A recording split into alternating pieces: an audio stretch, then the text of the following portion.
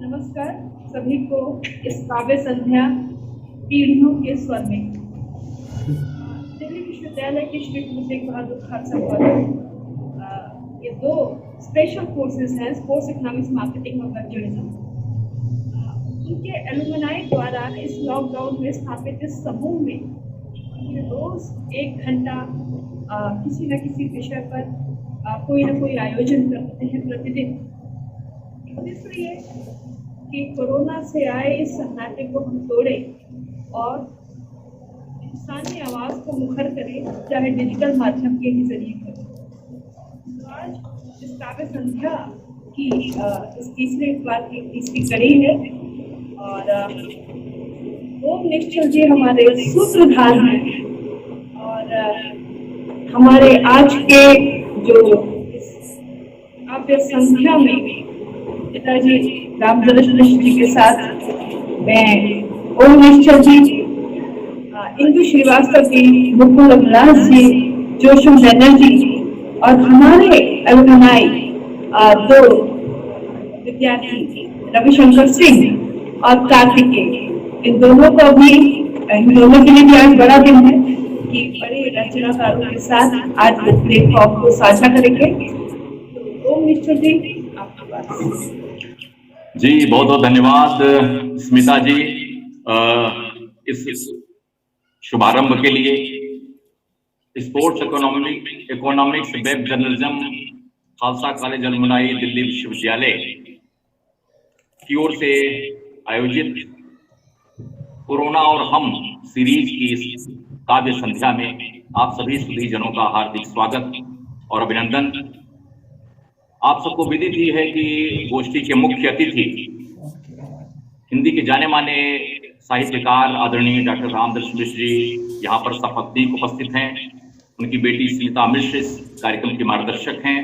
रविशंकर जी इसका तकनीकी सूत्र संयोजन कर रहे हैं और कहने की जरूरत नहीं है कि रामदर्शन मिश्र जी का होना इस गोष्ठी के लिए एक ऐतिहासिक गौरव पाना है। कहा गया है न सा सभा यत्र न संति वृद्धा, वो सभा नहीं होती जहां पर बुजुर्ग नहीं हुआ करते। और आज हमारे बीच डॉक्टर मिश्र की उपस्थिति है और उनकी उपस्थिति हिंदी के वैश्विक परिदृश्य की उपस्थिति है। सबसे बड़ी विभूति हैं वे हिंदी विश्व के, इसलिए उनका हार्दिक अभिनंदन, स्वागत और अभिवादन। आज की इस गोष्ठी में शिरकत कर रही हैं पुणे भारती सिंह जी आ गई हैं, इनका स्वागत इस बीच।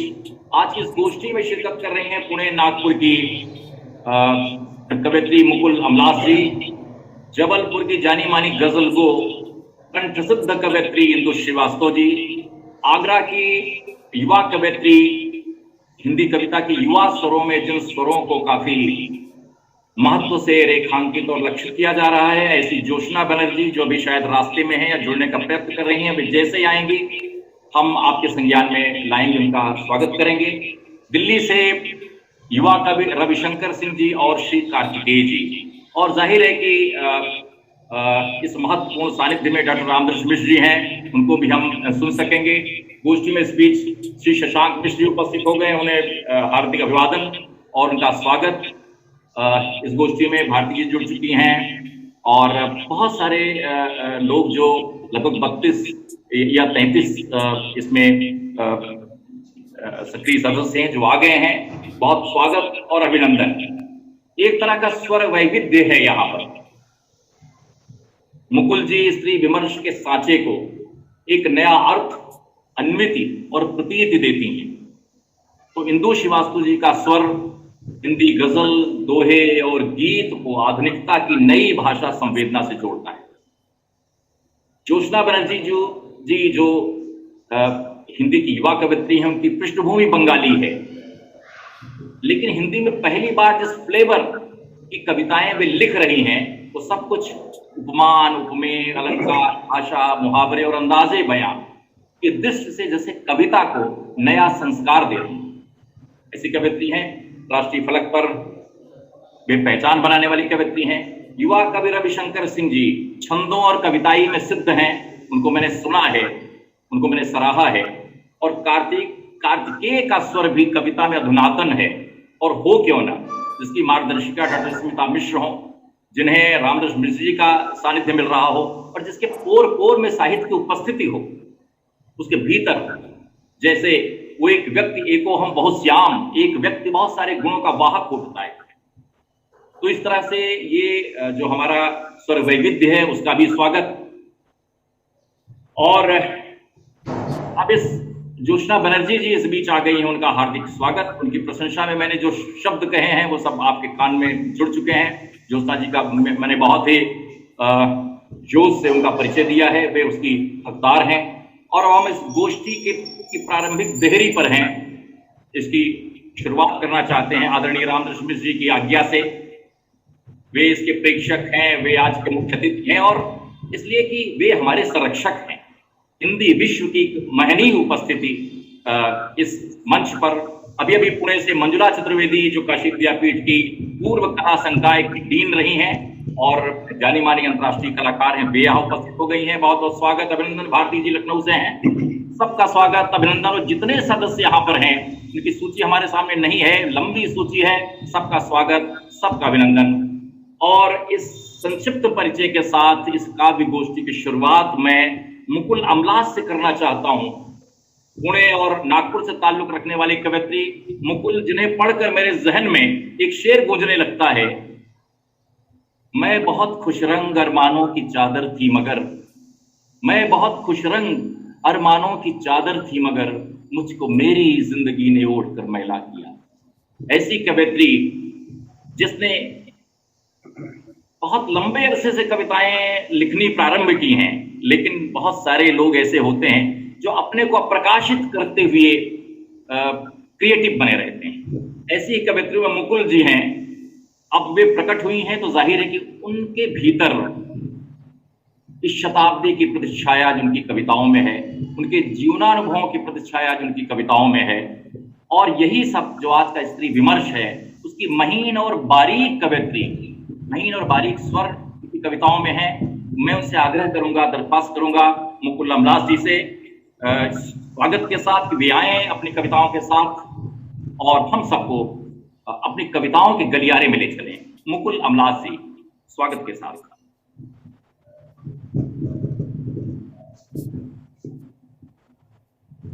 अपना माइक खोल ले, माइक अपना माइक खोल ले, माइक।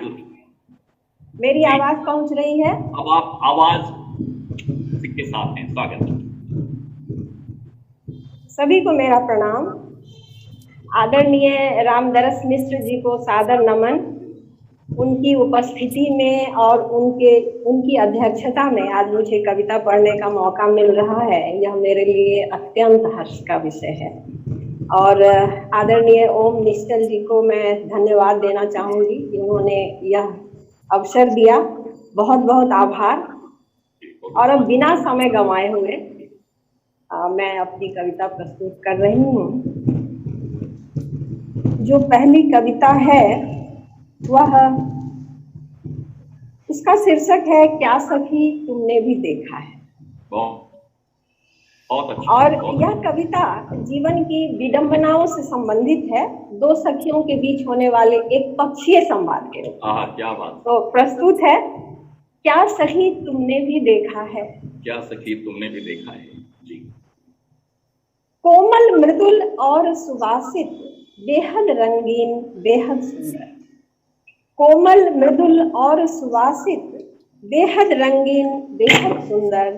जीवन के मधुमास काल में, जीवन के मधुमास काल में बिना खिले ही किसी पुष्प को धीरे धीरे झरते देखा है। क्या सखी तुमने भी देखा है। क्या सखी तुमने भी देखा है। आंखों आंखों में ही सराहा, मन ही मन में किसी को चाहा। आंखों आंखों में ही सराहा, मन ही मन में किसी को चाहा। अनमोले उस अप्रकट प्रेम को, अनमोले उस अप्रकट प्रेम को जीवन के चक्रव्यूह में फंसकर धीरे धीरे मरते देखा है। क्या सखी तुमने भी देखा है। क्या सखी तुमने भी देखा है। प्रेम विभोर किसी प्रेयसी के मन आंगन में उगे हर सिंगार से। प्रेम विभोर किसी प्रेयसी के मन आंगन में उगे हर सिंगार से, किसी अंधेरी आधी रात, किसी अंधेरी आधी रात को सफेद केसरिया भाव सुमन हौले हौले झरते देखा है। क्या सखी तुमने भी देखा है? क्या सखी तुमने भी देखा?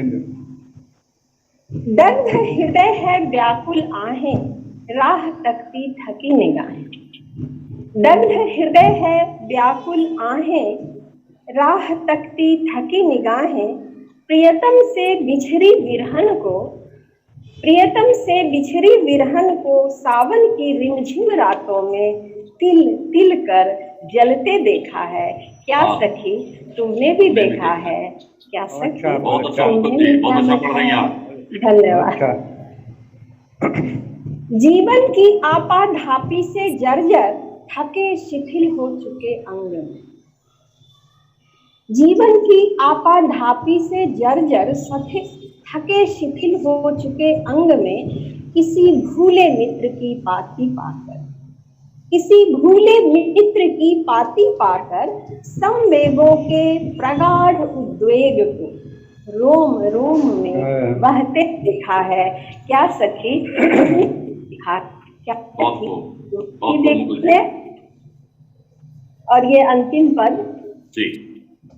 जीवन का है खेल निराला विधना के इस रंगमंच पर, जीवन का है खेल निराला विधना के इस रंगमंच पर। हर इंसान को बेसुध होकर, हर इंसान को बेसुध होकर अपने अपने भवितव्य के आगे नतमस्तक नचते देखा है। क्या सखी तुमने भी देखा है? क्या सखी तुमने भी देखा है? क्या बात, क्या बात, बहुत अच्छा। धन्यवाद।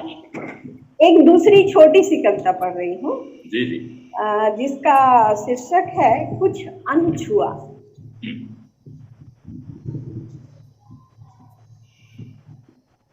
होती हैं कुछ ऐसी बातें मन समझ नहीं जो पाता, होती हैं कुछ ऐसी बातें मन समझ नहीं जो पाता। सब कुछ होता पास मगर कुछ सूना सूना रह जाता। कोई अज्ञात अदृश्य शिखर, कोई अज्ञात अदृश्य शिखर क्यों अनछुआ रह जाता। हर रिश्ते का स्वाद अलग, हर मौसम की बात अलग। क्या बात, क्या बात। हर रिश्ते का स्वाद अलग, हर मौसम की बात अलग। जीवन में कितनी मौज रहे, कोई हर पल चाहे बांह गहे। सब कुछ हो सुंदर सुगढ़ मगर, सब कुछ हो सुंदर सुगढ़ मगर कुछ खाली खाली रह जाता, अनछुआ रह जाता। क्या बात, बहुत अच्छा, बहुत अच्छा, बहुत अच्छा। धन्यवाद। सागर के ऊपर से आता बादल संग पवन मदमाता, सागर के ऊपर से आता बादल संग पवन मदमाता। रोम रोम खिल उठता तन मन को अलसाता। मेघों से बरसते अनगिन बूंदों में, मेघों से बरसते अनगिन बूंदों में कोई कैसे एक मोती बन जाता। कुछ अनछुआ रह जाता, कुछ अनछुआ रह। बहुत अच्छा, बहुत अच्छा। और अंतिम पद, जीवन के कुछ पल अपने थे, छोटे छोटे कुछ लम्हे थे। जीवन के कुछ पल अपने थे, छोटे छोटे कुछ लम्हे थे। एक दिन दामन से छिटक गए, कुछ हाथ लगे कुछ बिखर गए। जो एक दिन दामन से छिटक गए, कुछ हाथ लगे कुछ बिखर गए। जो बिखर गए उन लम्हों को, जो बिखर गए उन लम्हों को कोई कहाँ पकड़ है पाता। कुछ अनछुआ रह जाता, कोई अनछुआ रह जाता। बहुत अच्छा।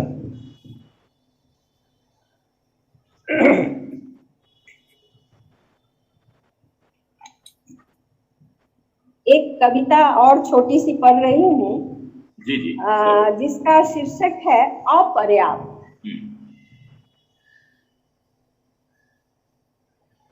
क्रोध का हलाहल इतना व्याप्त था, कि उसका संपूर्ण अस्तित्व हो गया था विश्व में। क्रोध का हलाहल इतना व्याप्त था कि उसका संपूर्ण अस्तित्व हो गया था विश्व में। मेरे पास थी एक बूंद मिठास, मेरे पास थी एक बूंद मिठास, चाहा था उसे सागर में घोलना, उसे मीठा करना, पर वह पर्याप्त न था, मैं चूक गई। असफलता थी यह मेरी या प्रेम की? ढूंढती रही सवाल का जवाब ता जिंदगी। अगर प्रेम से बढ़कर कोई शय नहीं, अगर प्रेम से बढ़कर कोई शय नहीं, तो अमृत की एक बूंद को ही पर्याप्त होना था सागर को अमृतमय बनाने के लिए, पर यह हुआ नहीं। क्या अनुपात का दोष? तो चल पड़ी हूँ असंभव को संभव बनाने, तो चल पड़ी हूँ असंभव को संभव बनाने, कभी तो यह आसमान उतरेगा मुझमें। क्या बात। सूर्य तारे नक्षत्र समा जाएंगे मेरे अंदर, कभी तो यह आसमान उतरेगा मुझमें। सूर्य तारे नक्षत्र समा जाएंगे मेरे अंदर, तब बूंद में सागर उतरेगा, तब बूंद में सागर उतरेगा। अभी तुम हंस लो मुझ पर जितना चाहो, अभी तुम हंस लो मुझ पर जितना चाहो, पर एक दिन तुम देखोगे यह अचंभा अपनी आंखों से सच होते। एक दिन तुम देखोगे यह अचंभा अपनी आंखों से सच होते हुए, और तब तुम मुझे अपनी बाहों में न समेट सकोगे। मैं धरती में समा जाऊंगी, मैं आसमान में जज्ब हो जाऊंगी। क्षुद्रता जब मिटेगी, क्षुद्रता जब मिटेगी, क्या मेरा प्यार सिर्फ तुम्हारे लिए होगा? बहुत अच्छा, बहुत अच्छा।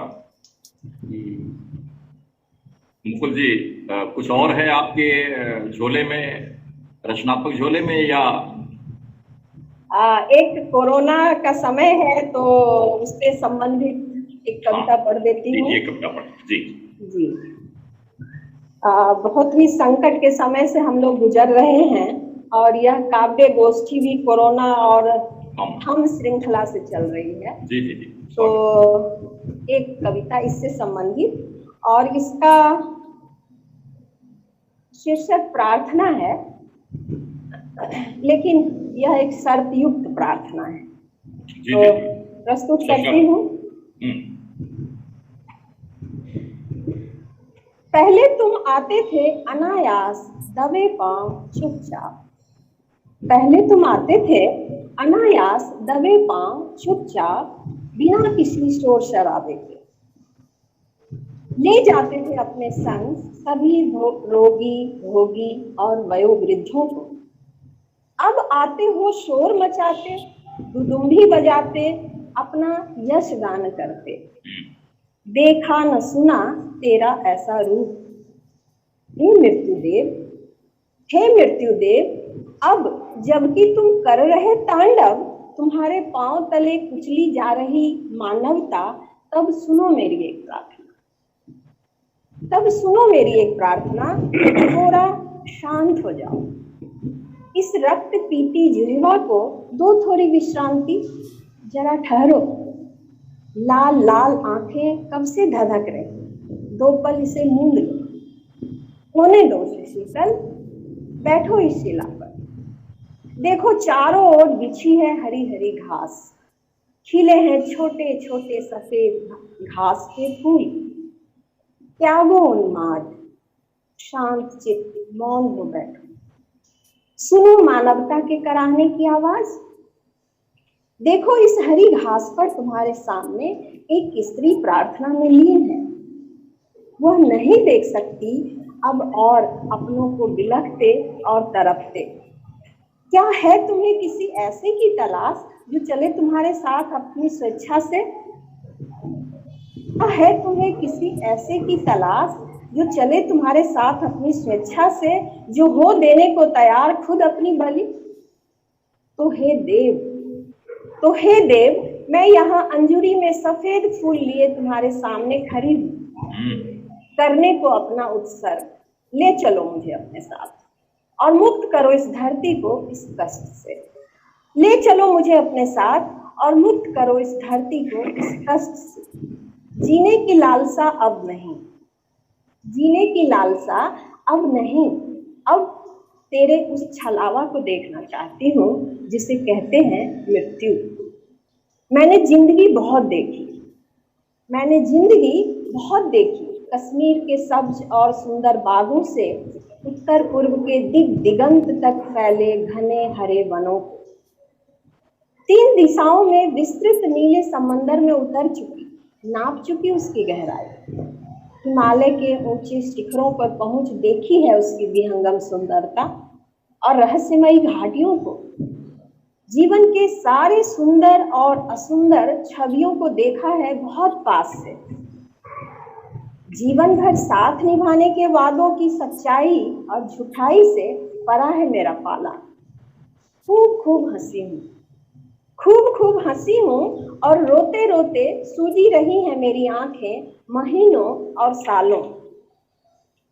मैंने प्रेम और घृणा के सारे रूप देखे, मैंने प्रेम और घृणा के सारे रूप देखे। एक स्त्री के सारे दुखों से परिचित, मानव के उत्कृष्ट उत्थान को देखा है और उसके निकृष्टतम पतन को झेला भी है। धरती, समंदर, आसमान के सहारे देश और दुनिया की सैर कर चुकी। जीवन को पूर्णता से जीने के बाद मृत्यु कहाँ डराती है? जीवन को पूर्णता से जीने के बाद मृत्यु कहाँ डराती है? आओ आओ बाहें फैलाए खड़ी हूँ, अहो भाव में भरकर चलूंगी। पर तुम भूल न जाना, पर तुम भूल न जाना अपना वादा, मेरी शर्त।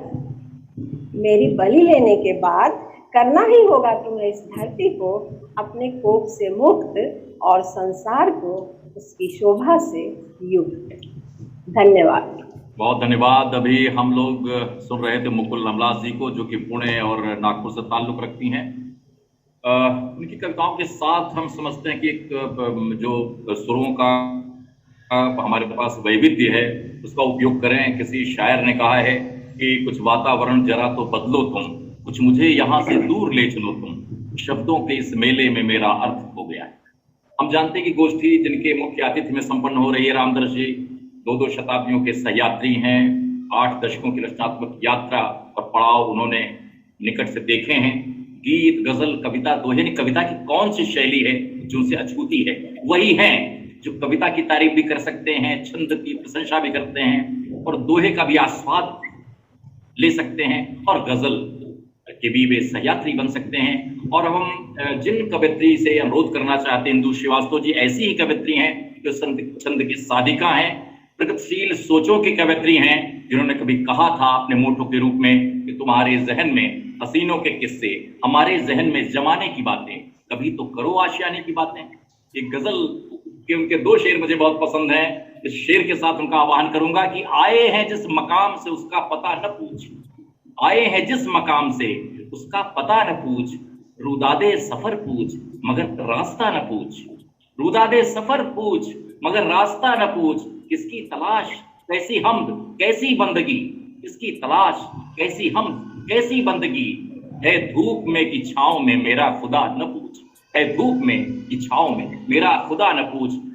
जबलपुर की सबसे साधक और सिद्ध कवियत्री जिन्होंने छंदों का एक बड़ा पुल तैयार किया है जो हमें कविताओं की ओर जोड़ता है और उस ओर हमें प्रवृत्त करता है। मैं इंदु श्रीवास्तव जी से आह्वान करता हूं कि वे अपने गीत जिसमें भोर पनिहारिन जरूर सुनाएंगी, गजल और जो भी चाहे सुनाएं, लेकिन उसके साथ इसका समापन करें। इंदु श्रीवास्तव जी, स्वागत और अभिनंदन। बहुत बहुत शुक्रिया ओम जी, मुझे इस काव्य गोष्ठी में शामिल करने के लिए बहुत बहुत शुक्रिया। रामदरस मिश्र जी तशरीफ फरमा है, ओम जी हैं, ज्योत्सना जी हैं, आप सभी लोग हैं। मुकुल जी की अच्छी कविताएं अभी हम लोगों ने सुनी। सबको सादर नमस्कार। मैं अपनी कुछ गजलों के साथ हाजिर हूँ। स्वागत स्वागत। जैसा कि मेरी कहन का खास मसला रहा है, विषय रहे हैं आम आदमी की जिंदगी की जद्दोजहद और मौजूदा हालात की वजह। हम इस त्रासदी के दौर से गुजर रहे हैं।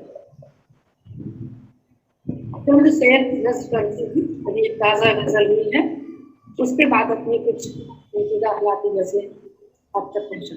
जी जी स्वागत।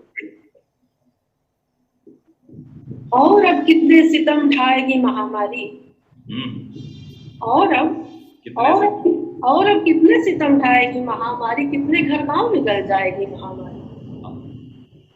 और अब कितने सितम ढाएगी महामारी, और अब कितने सितम ढाएगी महामारी, कितने घर गांव निकल जाएगी महामारी। यूं कयामत सी दबे पांव चली आई है, यूं कयामत सी दबे पांव चली आई है, यूं कयामत सी दबे पांव चली आई है। कौन बतलाए कि कब जाएगी महामारी। क्या बात, क्या बात। और अब कितने सितम ढाएगी महामारी, कितने घर गांव जाएगी महामारी। यूं कयामत सी दबे पांव चली आई है, कौन बतलाए कि कब जाएगी महामारी। और शेर देखिए कि कितने मासूम चरागों के धुएं को पीकर, कितने मासूम चरागों के धुएं को पीकर नाचते शोलों में लहराएगी महामारी। कितने मासूम चरागों के धुएं को पीकर नाचते शोलों में लहराएगी महामारी। बहुत खूब। रौब से ऐंठ के लाशों के ढेर पर बैठी, क्या बात है इंदु जी, गौर से। रौब से ऐंठ के लाशों के ढेर पर बैठी, रौब से ऐंठ के लाशों के ढेर पर बैठी। कब तलक शान से इतराएगी महामारी, कब तलक शान से इतराएगी महामारी। क्या खबर थी कि नजर एक किरण को तरसेगी, क्या खबर थी कि नजर एक किरण को तरसेगी। कत्ल की रात सी गहराएगी महामारी। जी। बेबसी बेकली उस पर ये सियासत के फरेब, बेबसी बेकली उस पर ये सियासत के फरेब। कितनी किश्तों में कहर ढाएगी महामारी। क्या बात। बेबसी बेकली उस पर ये सियासत के फरेब, कितनी किश्तों में कहर ढाएगी महामारी। देख किरदार कफन चोरों जमाखोरों के, देख किरदार कफन चोरों जमाखोरों के, अपने होने पे भी शर्माएगी महामारी। क्या बात। और मेरा खास पसंदीदा शेर कि गो की रह जाएंगे हर सिमत तबाही के निशान, गो की रह जाएंगे हर सिमत तबाही के निशान, गो की रह जाएंगे हर सिमत तबाही के निशान। बाढ़ की तरह उतर जाएगी महामारी, बाढ़ की तरह तबाही के निशान, बाढ़ की तरह उतर जाएगी महामारी। और आखिरी शेर, वक्त के हाथ से तारीख की पेशानी, वक्त के हाथ से तारीख की पेशानी पे स्याह लफ्जों में लिखी जाएगी, स्याह लफ्जों में लिखी जाएगी महामारी। महामारी के हाथ से तारीख की पेशानी पे स्याह लफ्जों से लिखी जाएगी महामारी। बहुत अच्छी गजल हमारी। ये तो मौजूदा की परिस्थितियों को लेके चंद शेर हुए थे, ताज़ा गजल थी। अब कुछ गजलें बारिश में जल रहे खेत अपने गजल संग्रह से 2017 में आया, तो कुछ गजलें इससे हाजिर कर रही। एक शब्द है अलग, बनता है उसका आप सभी है कुछ कहने की जरूरत नहीं। लहर बहुत तरह की रहती है। जैसे यही देख लें कि अभी कह रहे हैं कि दूसरी लहर आई। मेरा वो मतलब नहीं है, ये तो बहुत पहले की गजल भी है। लेकिन एक चित्र देखे इसमें कि लहर आई तो साहिल पे कोई पैकर नहीं बचता, लहर आई तो साहिल पे कोई पैकर नहीं बचता, वो बचा रहता है कुछ और कुछ अक्सर नहीं। वो बचा रहता है। लहर आई तो साहिल पे कोई पैकर नहीं बचता, लहर आई तो साहिल पे कोई पैकर नहीं बचता, बचा रहता है कुछ और कुछ अक्सर नहीं बचता।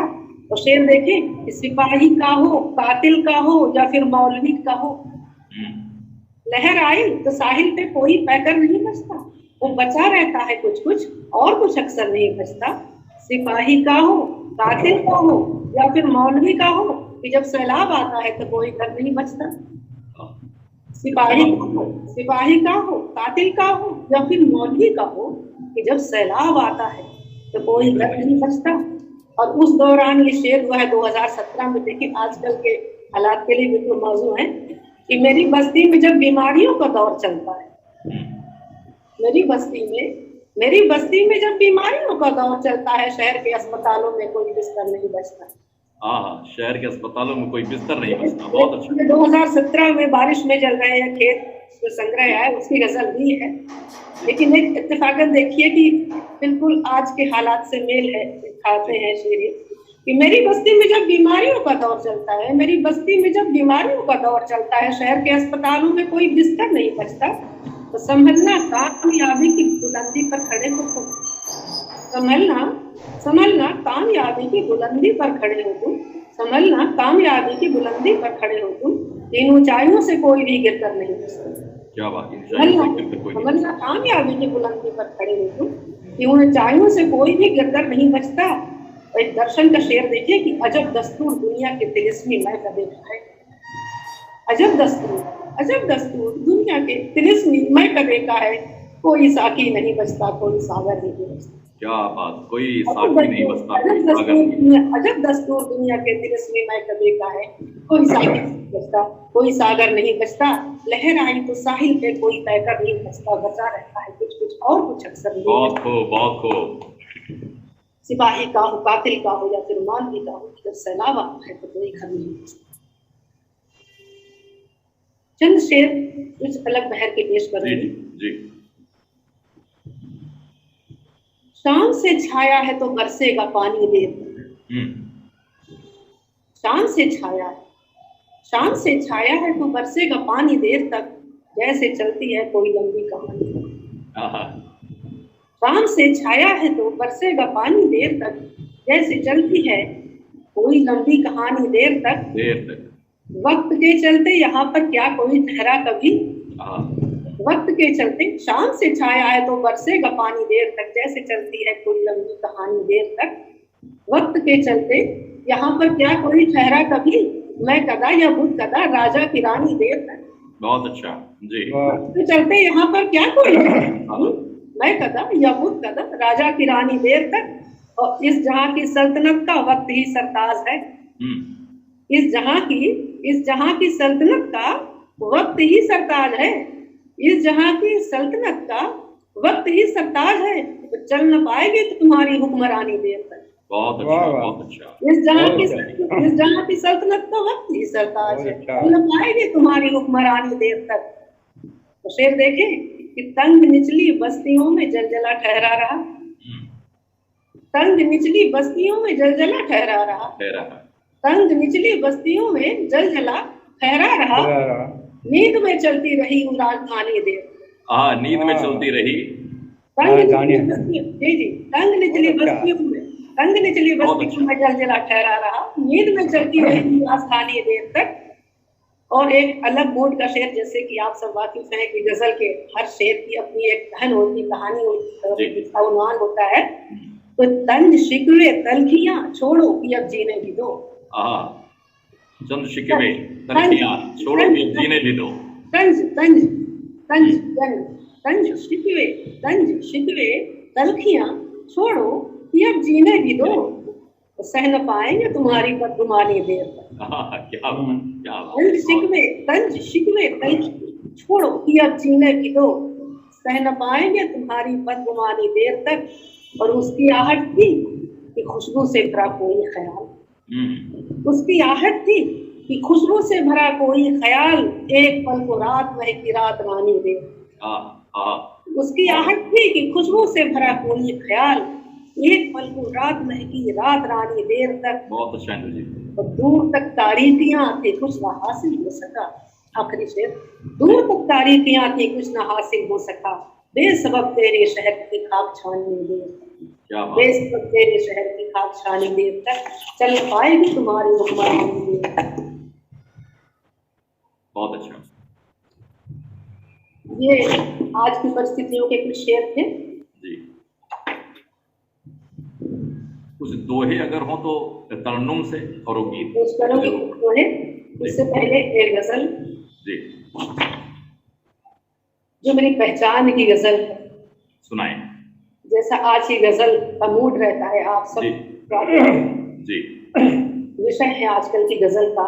हमने फुटपाथ के दलदल से उठाई है गजल।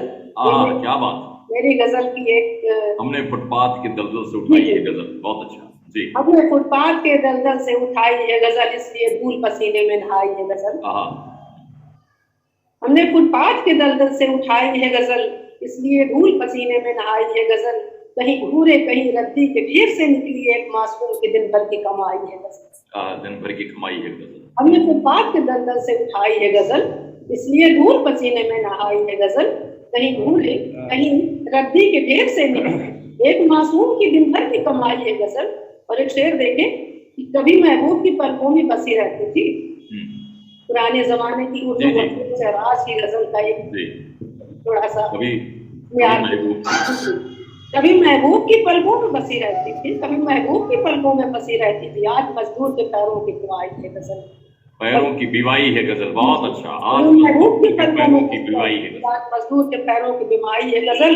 वो फूल जुगनू में सितारों में कहाँ पाओगे, फूल जुगनू में सितारों में कहाँ पाओगे, उसने रोटी के दीवारों में दवाई है गजल। क्या बात, क्या बात। फूल जुगनू में सितारों में कहाँ पाओगे, उसने रोटी के दीवारों में दवाई है गजल। और महफिलों में बड़ी शिद्दत से सुनाई तुमने, महफिलों में बड़ी शिद्दत से सुनाई तुमने, महफिलों में बड़ी शिद्दत से सुनाई तुमने। कभी रोते हुए बच्चे को सुनाई है गजल, कभी रोते हुए बच्चे को सुनाई है, महफिलों में बड़ी शिद्दत से सुनाई तुमने, कभी रोते हुए बच्चे को सुनाई है गजल। और ए शहीदों के कफन बेचने वालों सुन लो, ए शहीदों के कफन बेचने वालों सुन लो, पेट की आग से मेहनत की लड़ाई है गजल। ऐ शहीदों के कफन बेचने वालों सुन लो, पेट की आग से मेहनत की लड़ाई है गजल। हमने फुटपाथ के दलदल से उठाई है गजल, इसलिए पूरी तस्वीर उठाई है गजल। कभी घूरे कहीं रद्दी के ढेर से निकली एक मासूम की दिन भर की कमाई। बहुत बहुत वाह। 2-3 शेर दुनियादारी से करूंगी, उसके बाद उर्दू का हुक्म आया तो कुछ दोहे पेश करती हूँ। तुम्हीं से हमारी वफादारियां, तुम्हीं से हमारी वफादारियां हैं, तुम्हारी ही फितरत में गद्दारियां। तुम्हीं से हमारी वफादारियां हैं, तुम्हारी ही फितरत में गद्दारियां हैं। इधर से भी अगर कुछ खतावारियां हैं तो कुछ आपकी भी सितमगारियां हैं। इधर से भी अगर कुछ खतावारियां हैं, तुम्हीं से हमारी वफादारियां हैं, तुम्हारी ही फितरत में गद्दारियां हैं। इधर से भी अगर कुछ खतावारियां हैं तो कुछ आपके भी सितमगारियां हैं। क्या बात। शेर देखें कि ये आंखों से हंसना वो जुल्फों से कसना, ये आंखों से हंसना वो जुल्फों से कसना, ये आंखों से हंसना वो जुल्फों से कसना, दिलोजान लेने की तैयारियां हैं। ये आंखों से हंसना जुल्फों से कसना, दिलोजान लेने की तैयारियां हैं। ये दिल मिल का जाना मोहब्बत मोहब्बत, ये बीमारियों की भी बीमारियां हैं। दिल में का जाना मोहब्बत मोहब्बत, ये बीमारियों की भी बीमारियां हैं। वो बाहर से कुछ और अंदर से कुछ है, वो बाहर से कुछ और अंदर से कुछ है। अदाकारियां ही अदाकारियां, क्या बात। वो बाहर से कुछ और अंदर से कुछ है, अदाकारियां ही अदाकारियां हैं। तुम्हीं से हमारी वफादारियां हैं, तुम्हारी ही फितरत में गद्दारियां। बहुत अच्छा, वाह। 3 दोहे तरन्नुम वाले जी पेश कर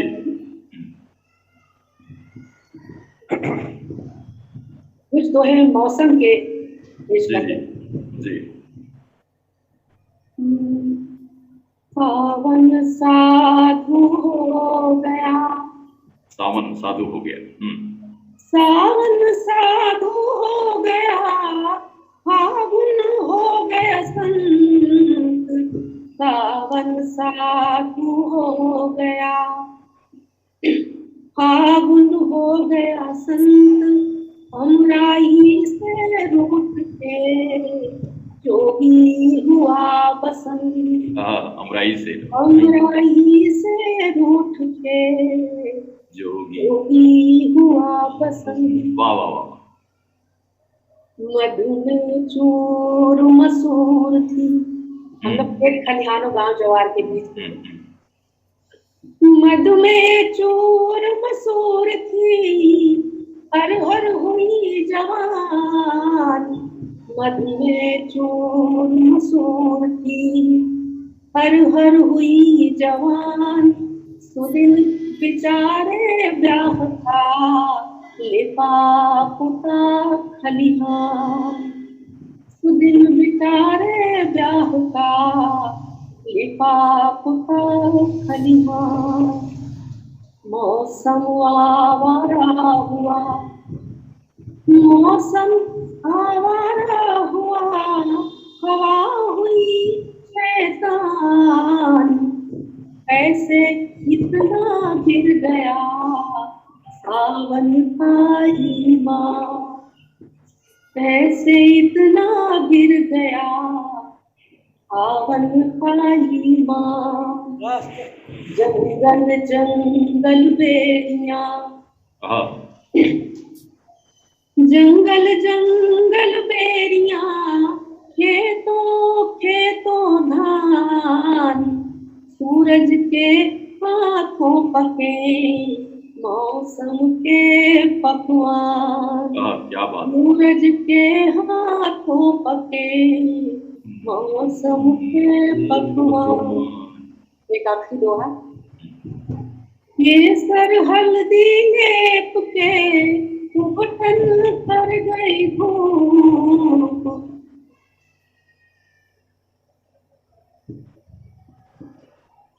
आपका mike mike mike mike mike mike mike mike कहाँ निकल। Hello hello hello. सुनाए सुनाए। जी आपको माइक ऑन नहीं था। जी जी जी। आखिरी बार पेश कर रही हूँ। जी जी जी। केसर हल्दी लेप के, केसर हल्दी लेप के घुटन कर गई धूप। केसर हल्दी लेप के घुटन कर गई धूप। जब से लटनागन हुई चंदन हो गया रूप। जब से लटनागन हुई चंदन हो गया। अच्छा इंदु जी, उस गीत का केवल एक अंतरा सुना दीजिए, समय कम पर। उस गीत भोर पनिहारिन का केवल एक चित्र, हम आगे गोष्ठी बढ़ाते हैं।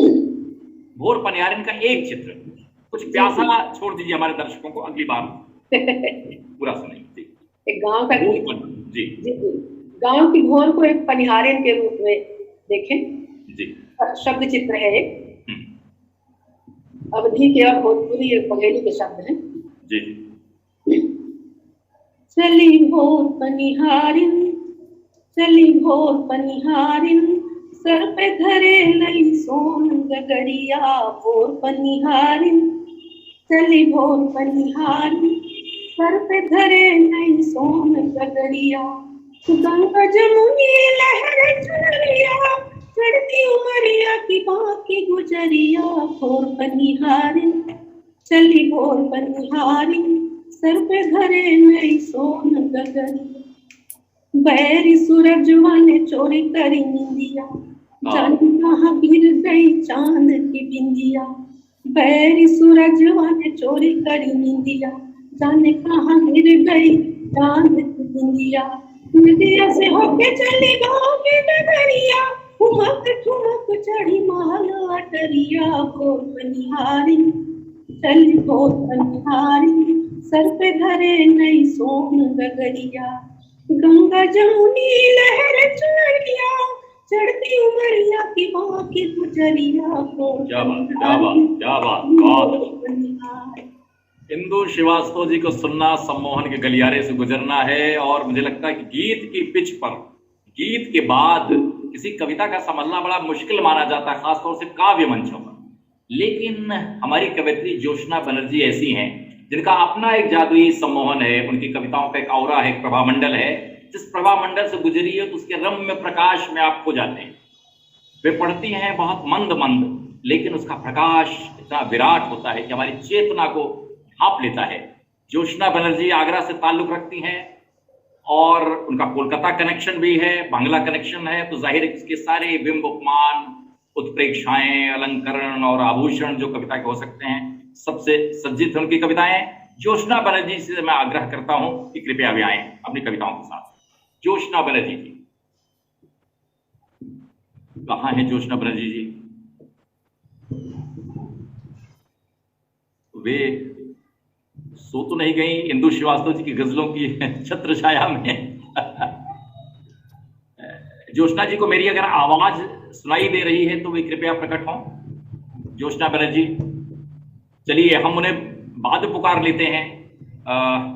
हमारे बीच युवा कवि रविशंकर सिंह जी हैं जो इस पूरे सूत्र का संचालन कर रहे हैं तकनीकी रूप से। चौपदे और मुक्तक की रचनाओं में उनकी सिद्धि है, बड़े मन से वे उसे साधते हैं।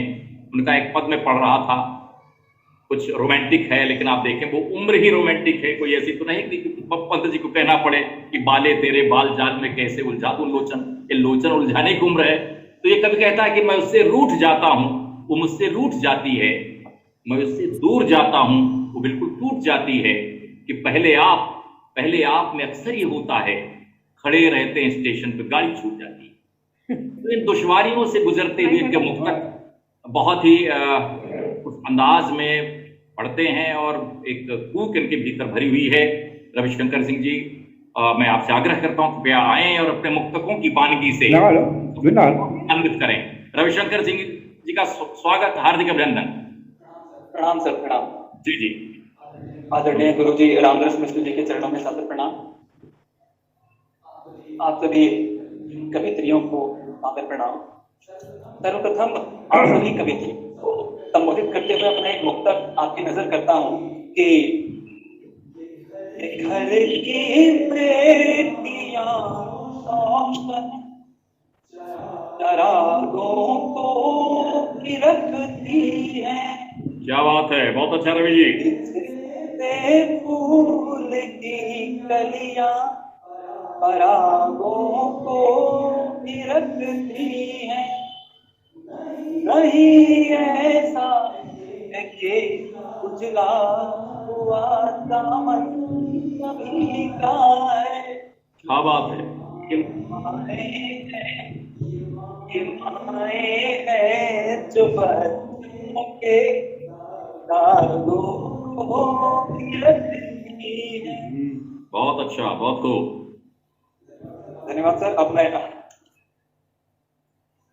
अपने कुछ और मुक्तक आप सभी की नजर करता हूँ कि सम्राट है, आप सुनाते जाएं मुक्तक, बहुत आनंद आ रहा है इसमें जी। आभार सर, आभार।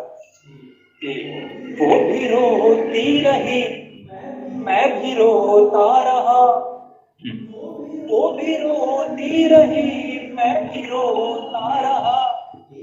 एक किस्सा बना यूं ही होता रहा। बहुत अच्छा। एक किस्सा बना यूं ही होता रहा। उसकी यादें हैं मुझको संभाले हुए, उसकी यादें हैं मुझको संभाले हुए। मैं जिसे रोज पाता होता रहा। क्या बात है, क्या बात रवि बाबू, बहुत अच्छा। पिछले 6 सालों से जिन दोस्तों के साथ कुछ ताल्लुकात से नहीं रहे, उन दोस्तों की मैं नजर करता हूँ कि इस तरह ना हमें आया, इस तरह ना हमें तुम सताया करो, अब दबे पांव ख्वाबों में आया करो। इस तरह ना हमें तुम सताया करो, अब दबे पांव ख्वाबों में आया करो। तुम्हारे करें भूल कर, हम है आशिक तुम्हारे, करें भूल कर, कोई भूल से भूल को भूल जाया करो। क्या बात है, बहुत अच्छा भाई साहब, बहुत अच्छा पढ़ रहे हैं आप। एक और मुक्तक आपकी नजर करता हूँ कि जी। बात आधी अधूरी रही रात भर, बात आधी अधूरी रही रात भर। एक छत में ही दूरी रही रात भर। थोड़े नाराज हो, थोड़े लगाए नाराज हम, थोड़ी थोड़ी रात भर, क्या बात। थोड़ी थोड़ी गुरूरी रही रात भर। बहुत अच्छा रवि बाबू, बहुत अच्छा। अगला मुक्तक यहीं से जोड़ता हूँ कि वो जब भी लगाए हाथ तो महक जाऊं, वो जब भी लगाए हाथ तो महक जाऊं, जो दीद हो उसका तो फिर बहक जाऊं, दीद उसका तो फिर बहक जाऊं, चूम कर हाथ को अपना जो फूक देती है, हाथ अपना जो फूक देती है, मैं जंगल में लगी आग साथ दहक जाऊं, मैं जंगल में लगी आग साथ दहक जाऊं। अगला मुक्तक जी। फिर उसी ठाव में, फिर उसी ठाव में आम की छाव में, फिर उसी छाव में आम की छाव में, तुझसे मिलने को आऊं तेरे गांव में। क्या बात है, फिर से मिलने को आऊं तेरे गांव में। तेरे गांव में लंगड़ाने को फिर से मैं तैयार हूँ, लंगड़ाने को फिर से मैं तैयार हूँ, अब के कांटा चुभे कर तेरे पाँव। क्या बात, बहुत अच्छा। अगला मुक्तक कि तुम जो कहे तो करार कर लेंगे, तुम जो कहे तो करार कर लेंगे, हम भी हौले से प्यार कर लेंगे। क्या बात। तुम जो कहे तो करार कर लेंगे, हम भी हौले से प्यार कर लेंगे, तुम एक दिन तो लौट आओगे। एक सकारात्मक जो आशिक है, जो प्रेमी है, वो कहाँ तक सोच सकता है, देखिएगा कि तुम जो कहे तो करार कर लेंगे, हम भी हौले से प्यार कर लेंगे, तुम एक दिन तो लौट आओगे, तुम एक दिन तो लौट आओगे, तब तक इंतजार कर लेंगे। बहुत अच्छा, वाह वाह।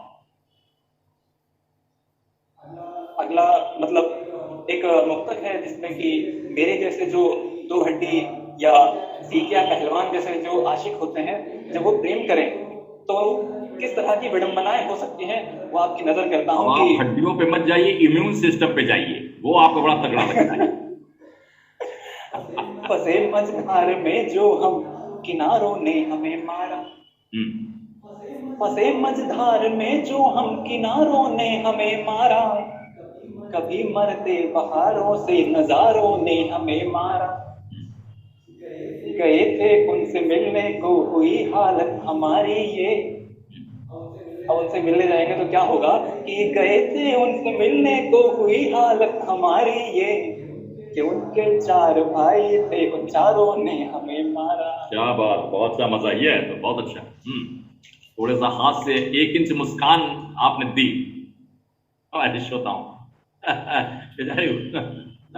तो छोटे छोटे से शेर, एक के जवाब में दूसरा आप सभी की नजर करता हूँ कि जरूरी नहीं सब सरेआम हो, जरूरी नहीं सब सरेआम हो, गुपचुप में भी तो कोई काम, जरूरी तो सरेआम हो, गुपचुप में भी तो कोई काम हो, जिंदगी का सफर कटेगा यूं ही, जिंदगी का सफर भी कटेगा यूं ही, कभी तुमको कभी हमको आराम।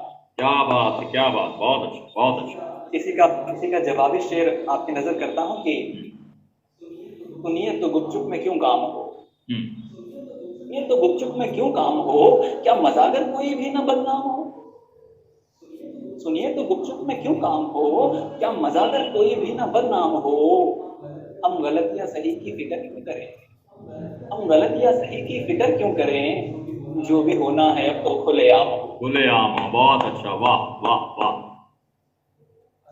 अगला मुक्तक देखिए कि कोई मुझको प्यारा है तो कोई उसको प्यारा है। कैसा होता है, बहुत अच्छा। कोई सबको प्यारा है तो कोई उसको प्यारा है, उसे सबका सहारा है मुझे जिसका सहारा है, उसे सबका सहारा है मुझे जिसका सहारा है। बेबस मोहब्बत का सुनो किस्सा निराला है, बेबस मोहब्बत का सुनो किस्सा अनोखा है, उसी ने तो डुबोया था हमें जिसने उबारा है। बहुत अच्छा, वाह वाह, क्या। तो कोई आखिरी ऐसा धांसू सा पढ़ दीजिए कि पूरा वातावरण बदल जाए, एक ऐसा समाहार करने वाला मुक्तक या कोई संस्कृति। एक अगर अनुमति हो तो एक मुक्तक के बाद एक छोटी सी कविता मैं पढ़ना चाहता हूँ कि राजनीति के गलियारे से मुक्तक आपकी नजर करता हूँ, अगर व्यंग जितने भी लोग समझ पाए कि लाल लाल से थे जो वो संतरी हुए, थे जो वो संतरी हुए, वो डाकू घाटी वाले सारे मंतरी हुए। कितने लोग हैं यहाँ मिटती नहीं है भूख, कितने लोग हैं यहाँ मिटती नहीं है भूख, आके कोई लचारा धनवंतरी हुए। अरे आपने जोगी साहब याद दिला दी, क्या बात है, बहुत अच्छा। तो बहुत अच्छा स्वर रवि जी। मुझे लगता है कि अब यहाँ पर थोड़ा जाल समेटना शुरू करें। एक हमारे पास सुदामा की पोटली है जिसमें कार्तिकेय जी बंद हैं, उसको हम बाद में खोलते हैं, लेकिन मेरी मुट्ठी में इस समय पूरा आसमान है जिसे जोशना बनर्जी कहते हैं। और हम अपने कविता के संजीदा श्रोताओं और रसिकों को बता दें कि जोशना बनर्जी देखने में गुड़िया सी लगती हैं, लेकिन उनके भीतर ऐसा जादू विद्यमान है कविता का, कविता की इतनी सतहें उनके भीतर हैं, इतनी बौद्धिकता, इतना पांडित्य, इतना लालित्य, इतनी मासूमियत जिस एक कवित्री में समाई हुई है, उसका नाम जोशना बनर्जी है। और ऊन के लच्छे की तरह आप खोलिए तो खुद ही चली जाती है। जोशना बनर्जी जितनी जटिल हैं उतनी ही संवेद्य भी हैं। आप देखेंगे कि उनकी कविताएं सहज नहीं हैं, वे पेचीदा हैं, लेकिन वो पेचीदा सरसता जलेबी वाली सरसता है। आपके भीतर कंठ में उनकी कविताएं घुलती चलेंगी। जोशना बनर्जी जी, स्वागत आपका। आगरा की कवित्री और हिंदी की जानी मानी युवा कवित्री जोशना बनर्जी।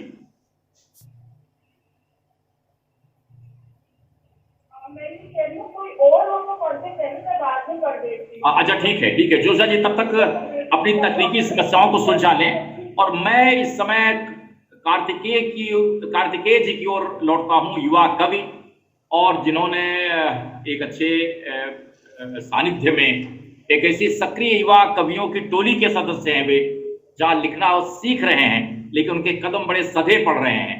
रवि जी के मित्रों भी है, मुझे ऐसा लगता है, और वे डॉक्टर स्मिता जी के शिष्य भी लगते हैं और उनसे हमें बड़ी उम्मीदें हैं।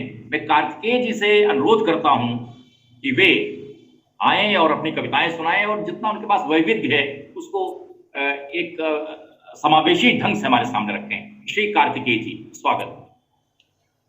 आप सुन पा रहे हैं मुझको? बहुत अच्छी तरह। आदरणीय वरिष्ठ साहित्यकार रामदर्श मिश्र जी, स्मिता मिश्रा मैम, आदरणीय ओम निश्चल जी और इस काव्य गोष्ठी से जुड़े सभी विभूतियाँ, कवि कवित्री जी, आप सभी को मेरा नमस्कार। मैं देख रहा था कि निश्चल जी बहुत अच्छा संचालन कर रहे हैं, तो इसके लिए जो जितनी भी आयोजक मंडली है उनको भी बहुत बहुत धन्यवाद। निश्चल जी ने अपने स्वागत वक्तव्य में बात करी थी कि बड़े बूढ़ों का आशीर्वाद हम पर है तो निश्चित ही हम सौभाग्यशाली हैं। तो मैं भी ऐसा सौभाग्यशाली हूँ। मेरे घर में मेरे दादाजी हैं, मेरी दादी जी हैं, मुझे उनका आशीर्वाद प्राप्त है। तो मैं पहली कविता अपनी अम्मा के ऊपर रखूंगा। स्वागत। यानी कि मेरी ग्रैंड मदर, दादी, आप सुनिएगा। जी जी। जो मैं लिखता हूँ तुम उसकी क्या कल्पना करते हो कि वह सच है या झूठ, या फिर आदर्शों का एक चिट्ठा जिस पर चलना बेहद मुश्किल है।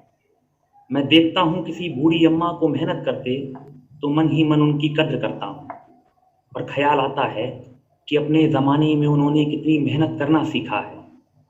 और वहीं दूसरी ओर मेरी अम्मा से मेरी कहासुनी हो जाती है और ख्याल फिर आता है कि मेरी अम्मा भी उसी ज़माने की हैं, मुझे उनकी भी कद्र करनी चाहिए।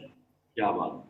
हो सकता है यह कहासुनी मेरी उनसे नज़दीकियों के कारण हो, लेकिन उन्होंने मुझे बहुत कुछ सिखाया है, हमारी संस्कृति को आगे बढ़ाया है, काफ़ी दफ़ा इस दुनिया को आजमाया है। मुझे उनका सहारा बनना चाहिए, उन्हें समझना चाहिए।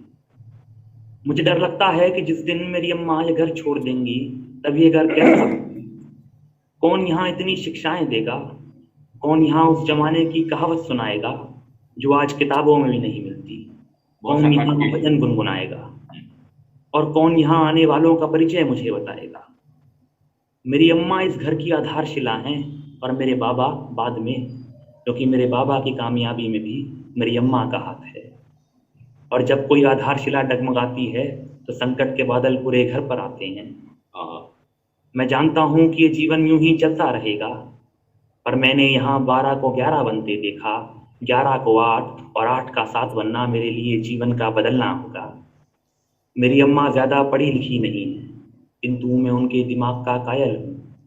मैं हर बार उनसे कोई नई कहानी, कहावत, किस्सा या कथा सुनता हूँ जो उनके बुद्धिमानी व्यक्तित्व का परिचायक है। व्यक्ति के सामने पैसे की कीमत और व्यक्ति के लिए पैसे की कीमत कितनी होती है, यह मैंने उनसे सीखा। अम्मा बहुत कम हंसती हैं, अम्मा बहुत कम हंसती हैं।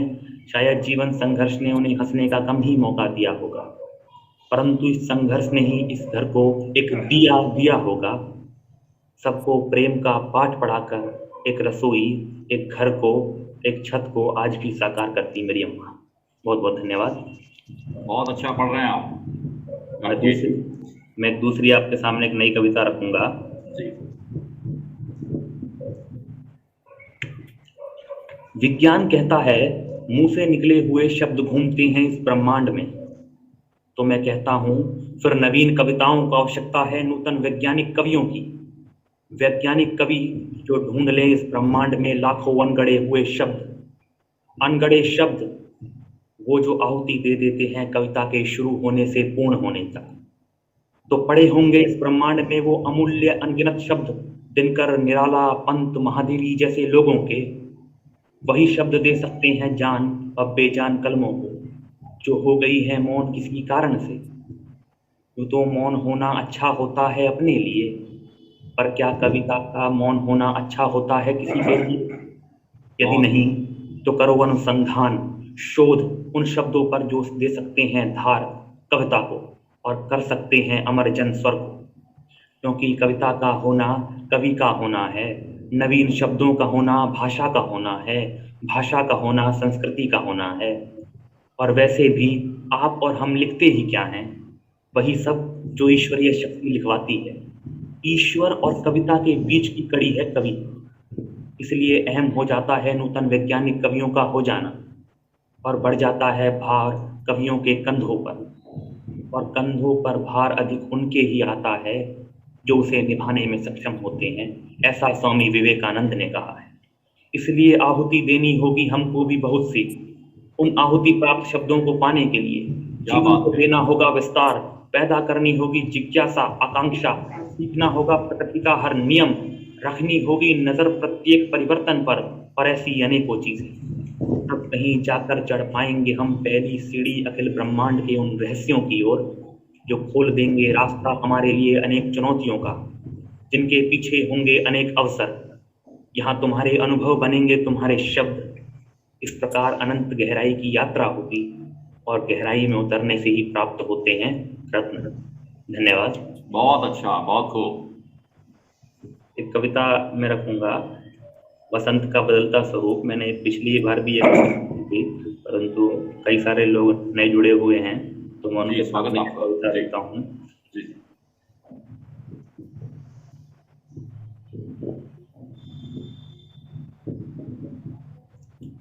जी।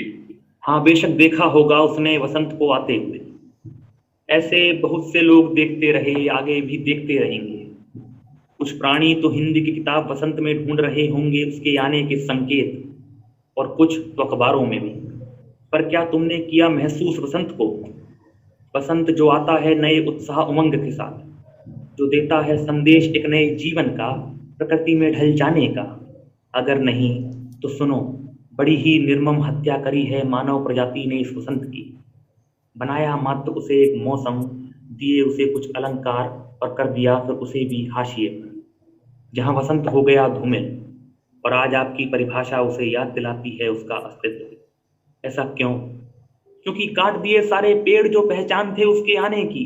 क्या बात है। ये मानव निर्मित गैस चैम्बर मानव सभ्यता के दामन में, जहां सांस लेना सांस कम करने जैसा है। उड़ा दी सारी चिड़िया हवाई जहाज से भी किसी ऊंची उड़ान पर, जिसका कोई संकेत नहीं वापस आने का। बना दिए ऊंचे ऊंचे मकान, नहीं रहे वह कच्चे मकान और दीवारों में दरारें जो होती थी पंछियों का आसरा। अगर होते पक्षी भी सक्षम तो खरीद लेते सरकार से प्लॉट और बना देते अपने लिए खुद ही वहां। बहुत अच्छा कार्तिकेय जी। हिंदी के अध्यापकों से सुना है कि वसंत ऋतु में हो रहे बदलाव प्रकृति में बड़े सहज और मनोहर होते हैं।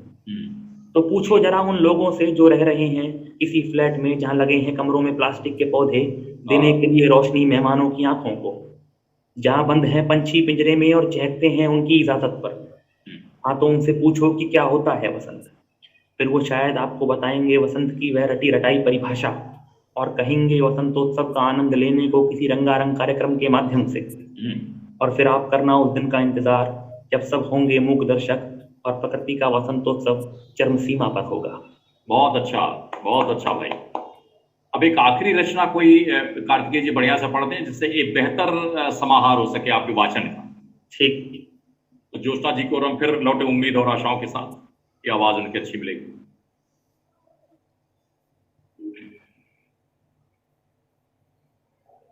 कुछ शेर पढ़ देता हूँ। जी जी जी।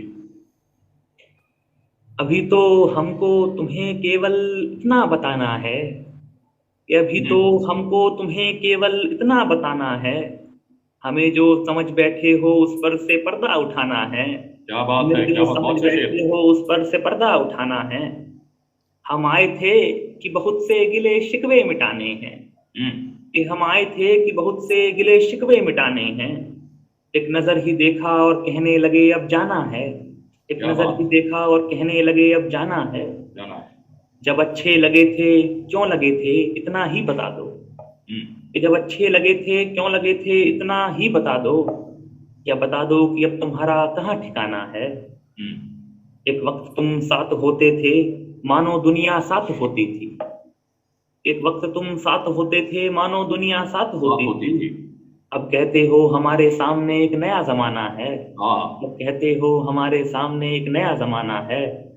कुछ रह ही क्या गया था कहने को जो रोक लेते, कुछ रह ही क्या गया था कहने को जो रोक लेते। उसने जब कहा तुम्हें तो केवल दिल बहलाना है, तुम्हें तो केवल दिल बहलाना है। बहुत बहुत धन्यवाद। बहुत अच्छा श्री कार्तिकेय जी, आपने बहुत अच्छी कविताएं पढ़ी, बड़ी संलग्नता के साथ आपने दादी से शुरू किया। कविता वही है जो संसार से अनुराग करना सिखाती है और आपके भीतर अनुराग का समुच्चय है। इसका स्वागत और इसकी पूरी पूरी सराहना। और अब मैं फिर ज्योत्सना बनर्जी की ओर उम्मीद से लौटता हूं कि वे सस्वर यानी मजबूत स्वरों के साथ अपनी कविताएं यहाँ वाचन करेंगी। ज्योत्सना बनर्जी। मेरी आवाज आ रही है? ओम निश्चल जी नमस्कार, आवाज आ रही है मेरी? अब तो बहुत अच्छी आ रही है। जी जी ठीक। मैंने ये शुरू से ही देखा है कि ओम निश्चल जी अकेले नहीं चलते, हमेशा सबको साथ लेकर के चलते हैं। नित्य इतना प्यार प्रेम। वो रामदरस जी को प्रणाम सर। मैं आपको देख नहीं पा रही हूँ लेकिन मेरे स्क्रीन में आप मुझे दिख नहीं रहे हैं। मेरा प्रणाम स्वीकारें। वे आपको देख रहे होंगे, बिल्कुल सारे लोग देख रहे हैं। यहाँ पर उपस्थित सभी और जो दर्शक हमें देख सुन रहे हैं उन्हें भी मेरा नमस्कार। मैं कविता पढ़ती हूँ। पहली कविता का शीर्षक है आईना आईना कहो कौन सबसे सुंदर। छलित हृदय क्या सबसे सुंदर या सबसे सुंदर परमोचित ज्ञान। अंतिम अभिलाषा ही सबसे सुंदर या सबसे सुंदर है अचंचल। आईना आईना कहो कौन है सबसे सुंदर। प्रथम सुंदर क्या धात्री होती, बीच का सुंदर क्या पिता का पाठ, उसके बाद का सुंदर है क्या प्रेम, कुश का छल्ला क्या अंतिम सुंदर। कहो कौन सबसे सुंदर। क्या रोही ही है सबसे सुंदर या वो है सुंदर जो करता त्याग। देने वाले हाथ है सुंदर या सबसे सुंदर मछली की आंख। आईना आईना कहो कौन सबसे सुंदर। कपड़े सीता क्या दर्जी है सुंदर, या सुंदर है नाविक जो ले जाए पार। चित्रकार क्या उससे भी सुंदर, या सबसे सुंदर है वीर जवान। आईना आईना कहो कौन सबसे सुंदर। देह है सुंदर, प्राण है सुंदर, चलते हाथ पैर है सुंदर। धक धक करता हृदय है सुंदर, या सबसे सुंदर है आत्म। आईना आईना कहो कौन है सबसे सुंदर। लिखने वाले लोग हैं सुंदर, या वो है सुंदर जो ले लेते जो। मेहनत करता मनुष्य है सुंदर, या सबसे सुंदर है आध्यात्म योग। आईना आईना कहो कौन है सबसे सुंदर, कहो कौन है सबसे सुंदर। बहुत अच्छा, बहुत अच्छा। मंजुला जी, मैं आपको देख पा रही हूँ, प्रणाम। हाँ, अगली कविता पढ़ती हूँ। भात। भात, बहुत सी कविता है भात पर जी।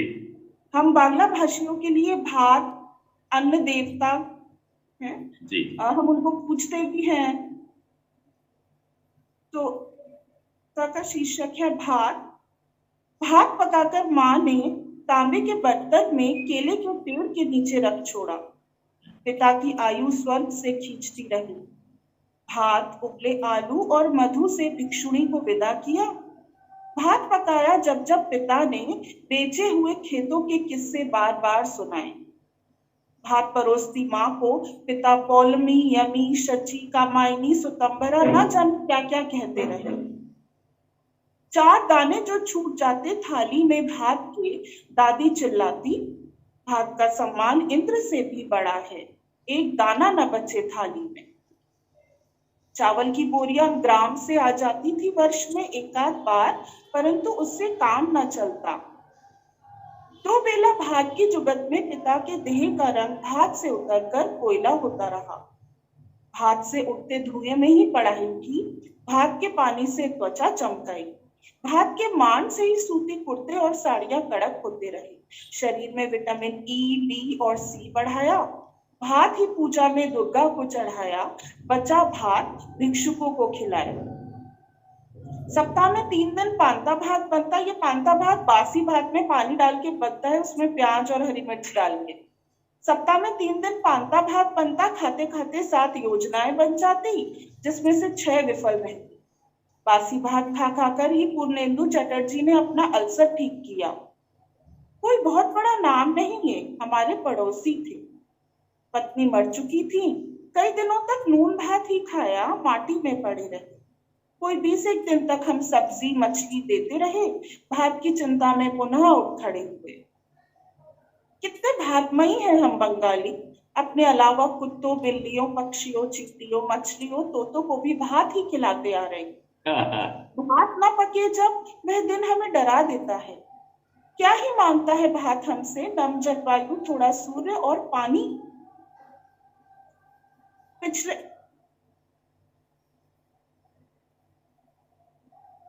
खाने वालों को मिलता रहे और भात। सुना तुमने, मैंने कहा देश में भात खाने वालों को मिलता रहे और भात। ऐसा कह के पंडित जी फेरा पाते थे गली में। भात ही त्रिदेव का कारक है, समय काल भात का ही जना है, ऐसा भी कहते थे।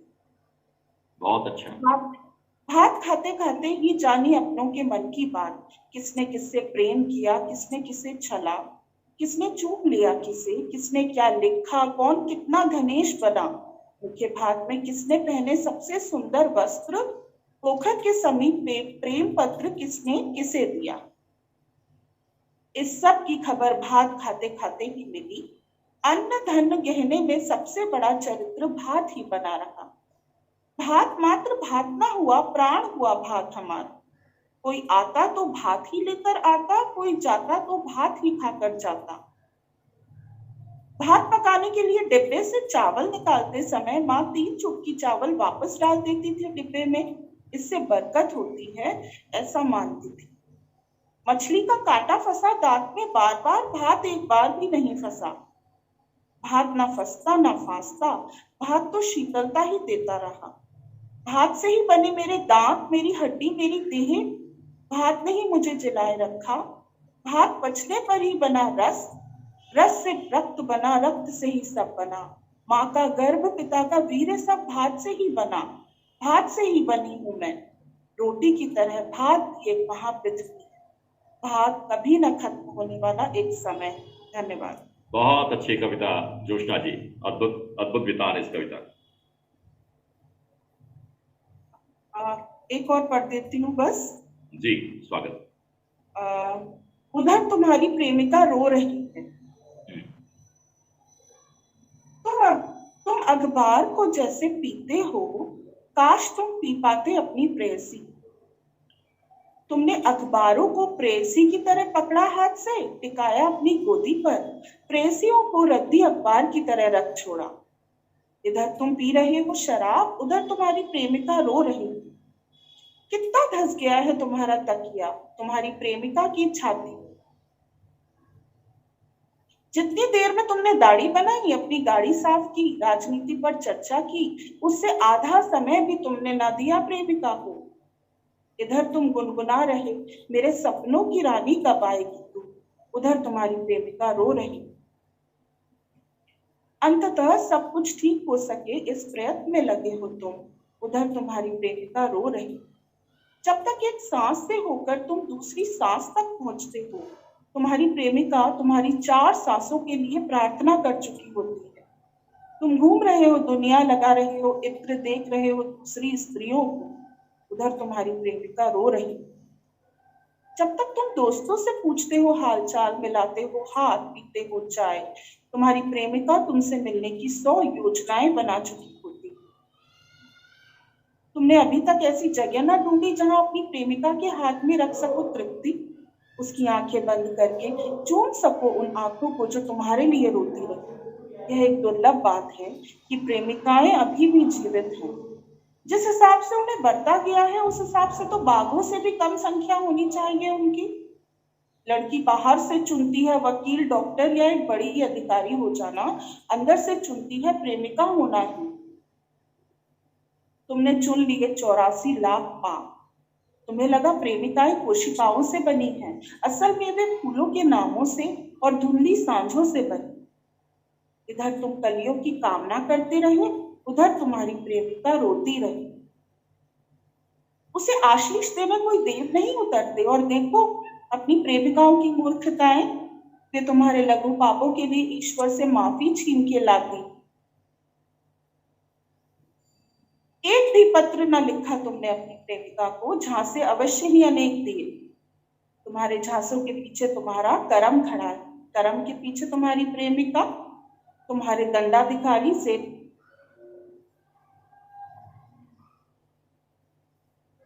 इस संसार में जितनी भी चुप्पियां हैं, दुआएं हैं, वे तुम्हारी प्रेमिकाओं से आशीर्वाद लेकर आई हैं। तुम जख्म सूखी गए हो, तुम्हें खोटने पर रक्त ही बहेगा, प्रतीक्षा ही दे सके तुम देह को। तुम क्रिया सीख चुके हो बालपन से, प्रेम नहीं सीखा तुमने।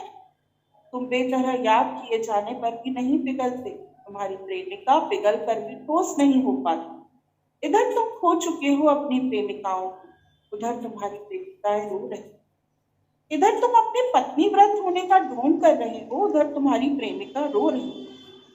बहुत सारी स्त्रियां हैं तुम्हारे भीतर, प्रेमिकाओं के अंदर एक भी पुरुष नहीं। अगर होते तो भंग हो जाती प्रेमिकाओं की शुचिता। इधर तुम स्त्रियों से जन्म कर स्त्रियों को बची विशेष मृत्यु दे रही हो, उधर तुम्हारी प्रेमिका रो रही। वह चुन नहीं पा रही अपने लिए द्वितीय पुरुष, कर नहीं पा रही आत्महत्या, क्योंकि वह और कुछ नहीं कर पा रही, इसीलिए वे रो रही। उधर तुम्हारी प्रेमिका रो रही।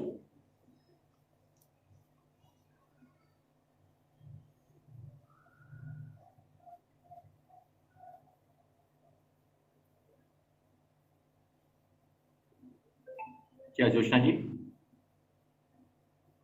एक और पढ़ दूं छोटी सी कविता? हाँ जी जी जी जी, छोटी सी कविता जी।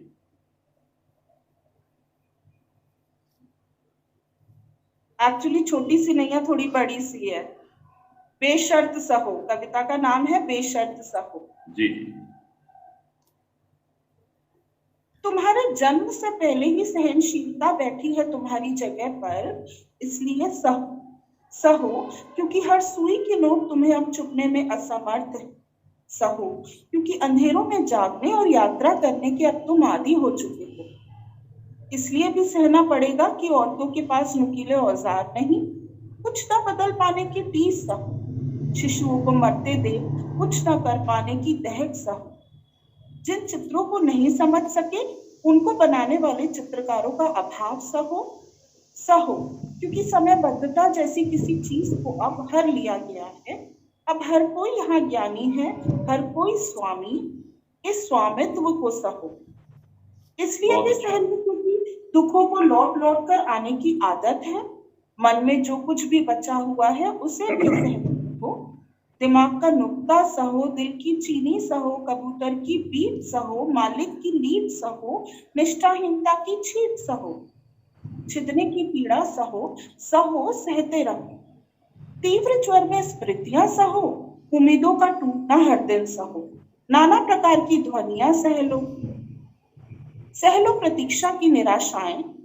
दबाव सहो, बंदिश सहो, जीवन की तोड़ सहो, सहते रहो समय की तन। लूट सहो, पाट सहो, लोगों की काय काय सहो, चिल्ल सहो, पौ सहो, खाली बर्तन की टन सहो। घर की गरज में किसी को गले न लगा पाने की खींच सहो। शर्म सहो, शर्म सह लेना एक उत्तम प्रकार की खींच है। इस खींच का इसे कर्ण सहो। धक्के सहो, धोखे सहो, धांधलियां सहो, सह लो अपने राजा की शर्तें। मंत्रियों के ठाठ सहो, दिल टूटन सहो, सह लो मुक्तेरन। सहना इसलिए भी जरूरी है क्योंकि हमारी आत्मा का एक हिस्सा दूसरों के लिए काम करता है। सूरज आंखों से सदता नहीं, रंग देखकर हमें कोई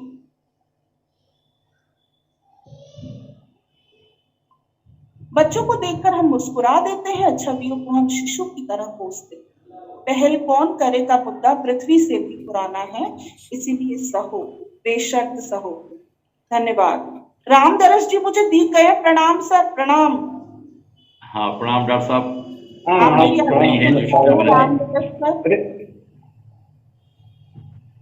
जी बहुत धन्यवाद आपको जोशा बनर्जी जी। हिंदी की लाडली कवयित्री को आपने सुना और जैसे लगता समय हमारे पास कम है, मन होता है कि उन्हें सुनते ही चले जाएं और जितने नेटवर्क हैं खोल दिए जाएं, क्योंकि संप्रेषण की जो बाधाएं हैं वे कविता में कभी कभी भात में मछली के कांटे की तरह चुभती हैं। इसलिए मैंने कहा बहुत धन्यवाद आपको अभी आपकी कविताओं के लिए। और अब हर गोष्ठी में अभी फिलहाल आदरणीय रामदर्श मिश्र जी की उपहार स्वरूप कुछ कविताएं सुनने को मिलती हैं और यही लोभ हमारे कवियों को यहाँ खींच ले आता है इस मंच पर, मुझे भी जोड़े रखता है। तो मैं डॉक्टर साहब को अभिवादन के साथ ये चाहूंगा कि कुछ इन कवियों के सानिध्य में, इन बच्चों के सानिध्य में कुछ सुनाएं।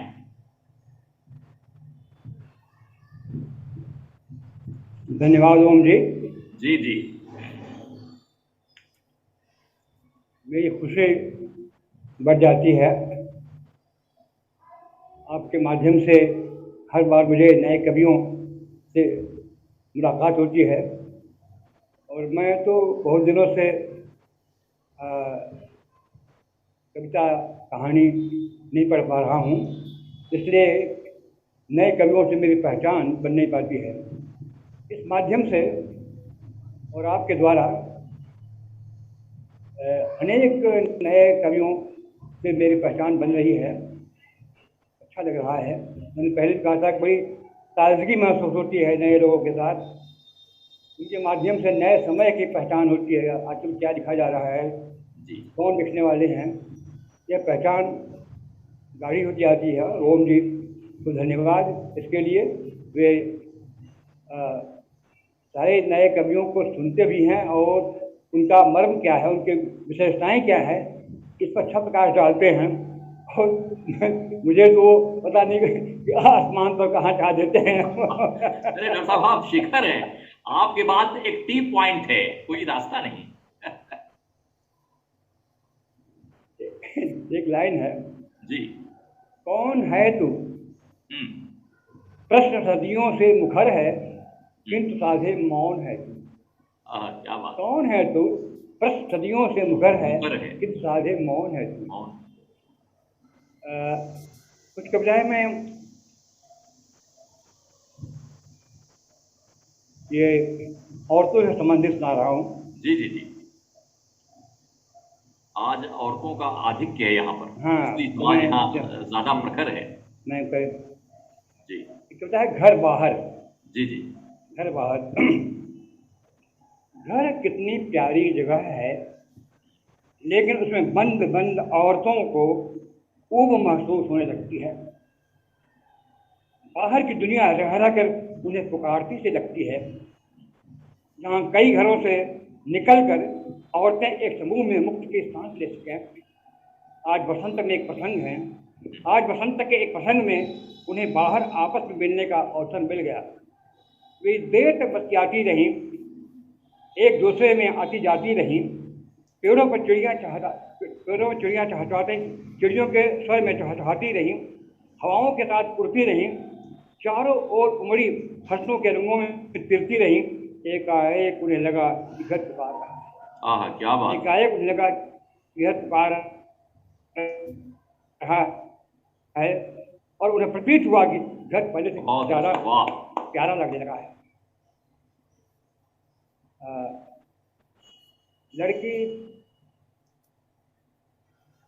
लड़का बड़ा हो रहा है, लड़की बड़ी हो रही है। लड़का बड़ा हो रहा है, लड़की बड़ी हो रही है। लड़का घर खाली कर रहा है, लड़की घर भर रही है। क्या बात है, क्या बात है। लड़का डरा रहा है सड़कों चौराहों को, लड़की स्वयं अपने से डर रही है। हाय हाय, क्या बात, क्या बात। कुछ मुक्तक हैं लड़कियों से संबंधित। जी जी, मुक्तक उन्हें पढ़ना चाहता हूँ मैं। जी जी, स्वागत आपके मुक्तकों का।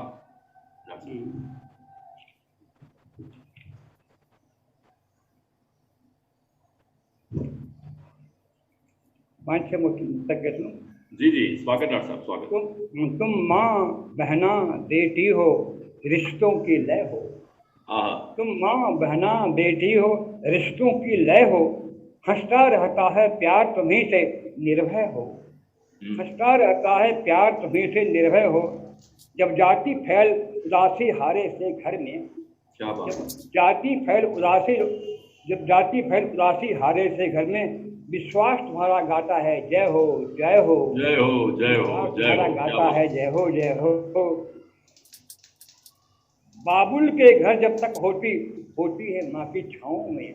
बाबुल के घर जब तक होती है माँ की छाँव में। उड़ती फिरती घर से खेतों तक, हंसती मुक्त हवाओं में। पत्नी बन पति के घर आती, कट जाती बाहर के जग से। पत्नी बन पति के घर आती, कट जाती बाहर के जग से। फिर माँ बनकर जीती रहती है घर के हित दुआओं से। फिर माँ बनकर जीती रहती है घर के हित दुआओं से।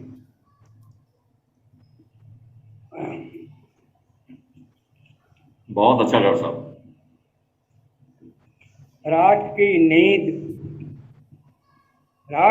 नींद की रवानी है तू। रात की नींद की रवानी है तू ही कविता है मेरी कहानी है तू।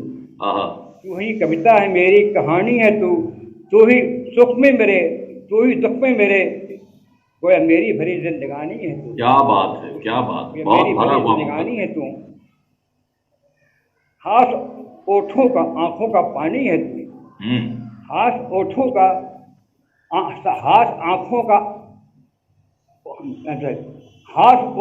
आंखों का पानी है तू। दिल में चूल्हे की लौ रात रानी है तू। क्या बात। दिल में चूल्हे की लौ रात रानी है तू। हम कदम है दिवस की कठिन राह में, हम कदम है दिवस की कठिन राह में। रात सपनों की दुनिया सुहानी है तू। क्या बात है, बहुत अच्छा। दुनिया तुम्हारी है तू। बहुत खूब डॉक्टर साहब। माँ के मन में समाई हुई बेटियाँ, हाय हाय। माँ के मन में समाई हुई बेटियाँ, घर में खुशबू सी छाई हुई बेटियाँ, घर में खुशबू छाई हुई बेटियाँ। चैन बापू के वीरन के उद्वेग में, चैन बापू के वीरन के उद्वेग में। हाय एक दिन पराई हुई बेटियाँ। हाय हाय हाय, क्या बात है। बेटियाँ।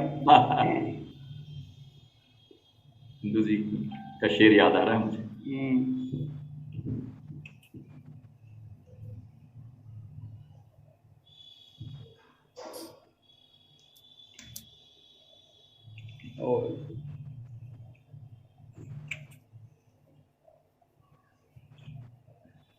एक कविता है। जी जी।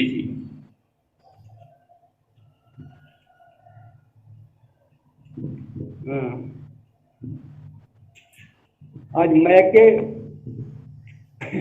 जो याद नहीं आ रहा, मैं कुछ और पढ़ रहा हूँ।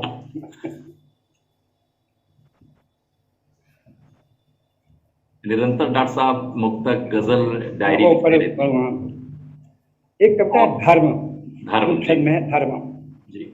इधर मंदिर है, उधर मस्जिद, दोनों के बीच में दोनों के खेत फैले हुए हैं। दोनों के बीच में दोनों के खेत फैले हुए हैं, उनके भीतर झूमती हैं फसलें, गाती हैं समवेत गान, चिड़िया कभी यहाँ बैठती हैं कभी वहाँ, उनकी चहचहाहट का एक विदान बन जाता है। हवा इस खेत से उस खेत तक लहराती है और उनके हाल चाल पूछती है। धूप समान भाव से खिलखिलाती है सबके ऊपर। बारिश होती है तो उसका जल फसलों में जीवन ऊर्जा की दीप्ति भर देता है। समय से बारिश नहीं होती तो सारे खेत एक साथ उदास हो जाते हैं। बसंत आते ही जीवन राग बनकर वे मंदिर मस्जिद को स्वयं भर देते हैं। लेकिन जब वे मंदिर मस्जिद की आपसी तकरार सुनते हैं, लेकिन जब वे मंदिर मस्जिद की आपसी तकरार सुनते हैं तो दर्द से कहते हैं, ओ मंदिर, ओ मस्जिद, तुम्हारा असली धर्म तो हम हैं। तुम्हारा असली धर्म तो हम हैं, हम कभी तो बटे नहीं, तुम क्यों बढ़ रहे हो? क्या बात, बहुत अच्छा। तुम क्यों बढ़ रहे हो? बहुत मौजूद सवाल है ये। और आदरणीय रामदास मिश्र जी को मेरा चरणों में शत शत वंदन है, प्रणाम है। आपकी आशीर्वाद, आपकी कृपा ऐसे बनी रहे कि कुछ मैं लिख सकूं। कहाँ गया?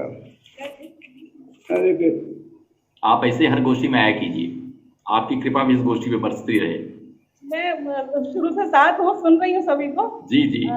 बीच में व्यवधान डालना ठीक नहीं लगा तो मैं इसलिए माइक ऑफ करके सुन रही हूँ। हाँ नहीं, आप अच्छा कर रहे हैं जी, बिल्कुल। डॉक्टर साहब फिर सुना रहे हैं जी, स्वागत डॉक्टर साहब। हुए खेल से बाहर अब तो क्या हारेंगे क्या जीतेंगे। हुए खेल से बाहर अब तो क्या हारेंगे क्या जीतेंगे। देते रहे पास जो कुछ था, नए सिरे से क्या रीतेंगे।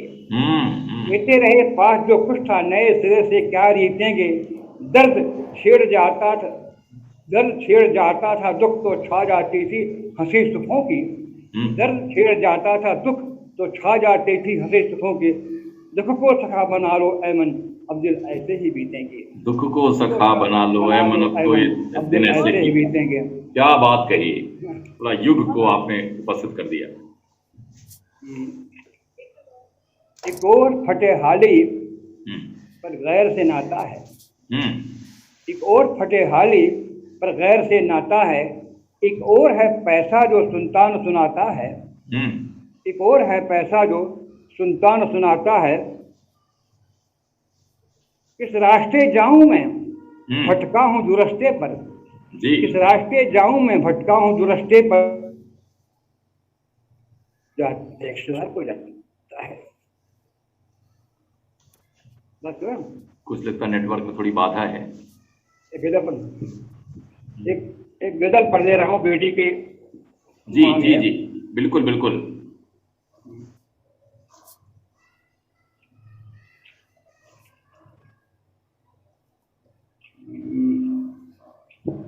अनिल शर्मा जी, अर्चना उर्वशी जी, सब बहुत लोग इकट्ठा हैं और अभी भी काफी लोग रमे जमे हुए हैं। नहीं है वो जो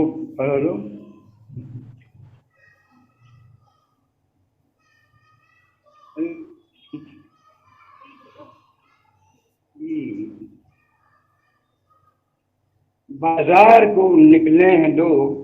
बाजार को छोड़ के घर को बाजार को निकले हैं लोग बेच के घर को। अच्छा, क्या इतने हैं मेहरबान यहाँ के बहेलिए। कितने हैं मेहरबान यहाँ के बहरिए, कहते हैं परिंदों से उड़ो काट के पर को।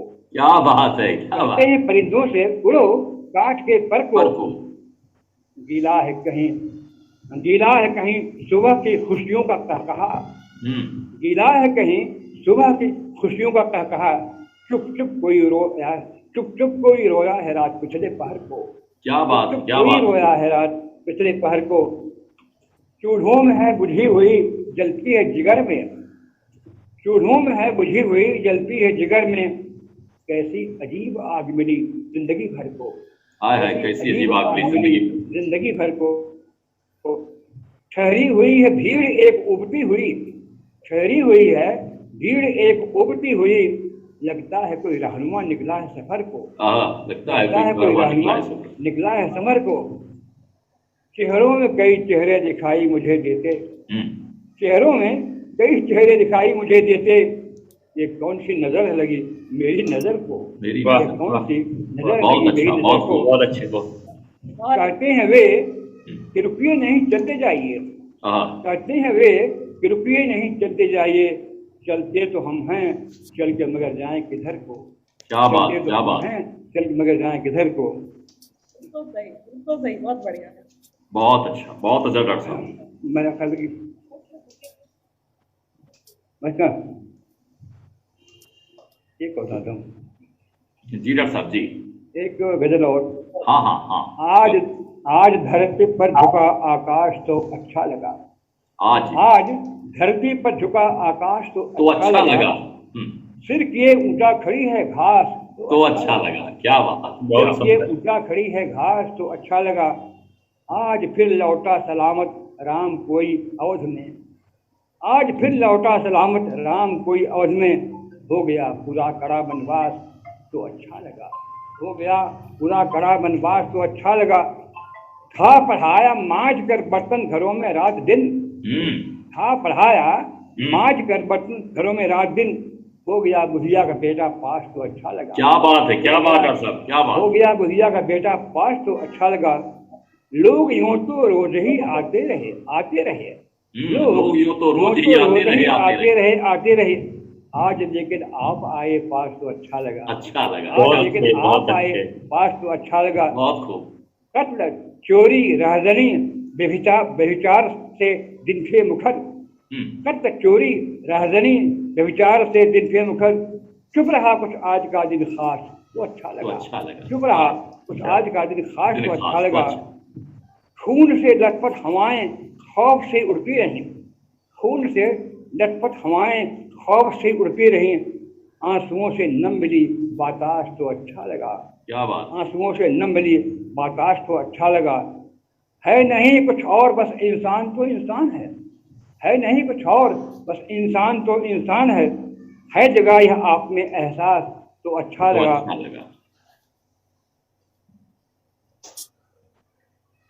रात कितनी भी घनी हो सुबह आएगी जरूर, रात कितनी भी घनी हो सुबह आएगी जरूर।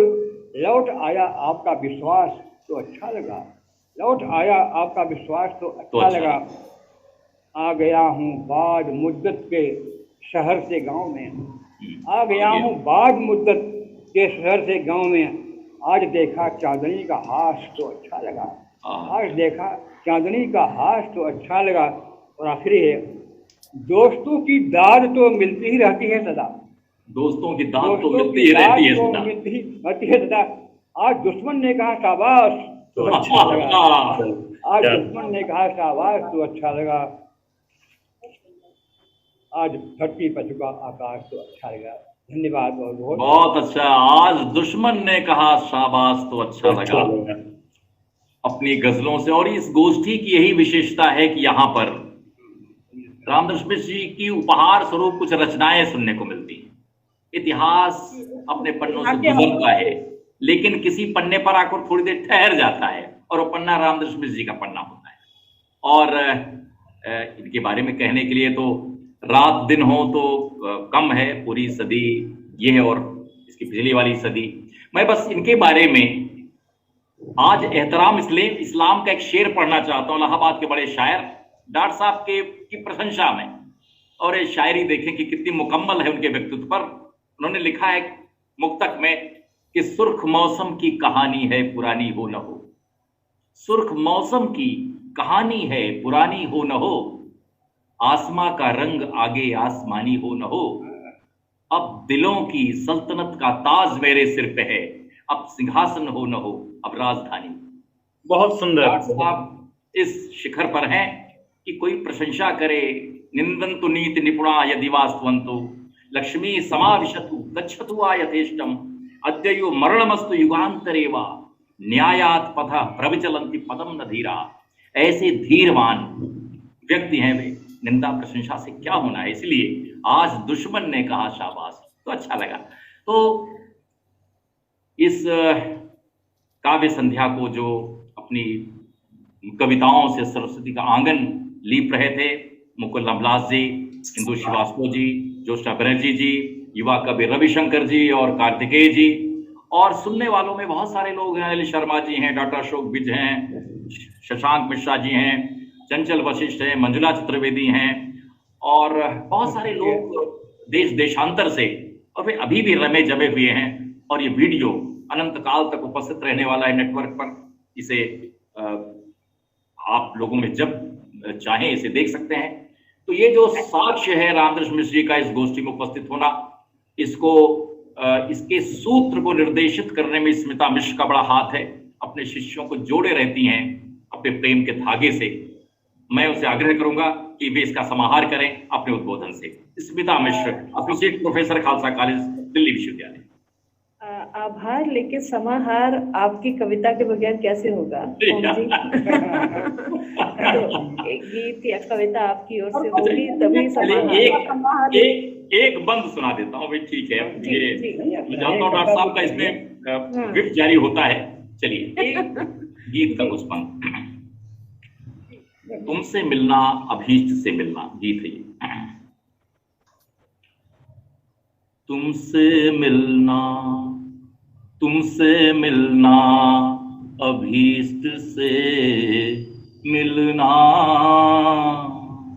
तुमसे मिलना अभीष्ट से मिलना, जैसे अपने ही इष्ट से मिलना, तुमसे मिलना अभीष्ट से मिलना, जैसे अपने ही इष्ट से मिलना, तुमसे मिलना, मिलना अपनी ही आस्थाओं से, जुड़ना अपनी परंपराओं से, ये जो विस्मृत सी हो रही संस्कृति, बांध लेना उसे हवाओं से। तुमसे मिलना है बुद्ध से मिलना, तुमसे मिलना है बुद्ध से मिलना, जो किसी चित्त शुद्ध से मिलना, तुमसे मिलना अभीष्ट से मिलना, जैसे अपने ही इष्ट से मिलना, तुमसे मिलना, जिससे मिलकर स्वयं में खोना हो, जिससे मिलकर स्वयं में खोना हो, जिससे मिलकर स्वयं को पाना हो, जिससे मिलकर स्वयं में खोना हो, जिससे मिलकर स्वयं को पाना हो, गीत जिसमें घुले सबद अमृत, जो अकेले में गुनगुनाना हो, गीत जिसमें घुले सबद अमृत, जो अकेले में गुनगुनाना हो। तो तुमसे मिलना है स्वयं से मिलना, तुमसे मिलना है स्वयं से मिलना, अहम आवाम वयम से मिलना, तुमसे मिलना अभीष्ट से मिलना।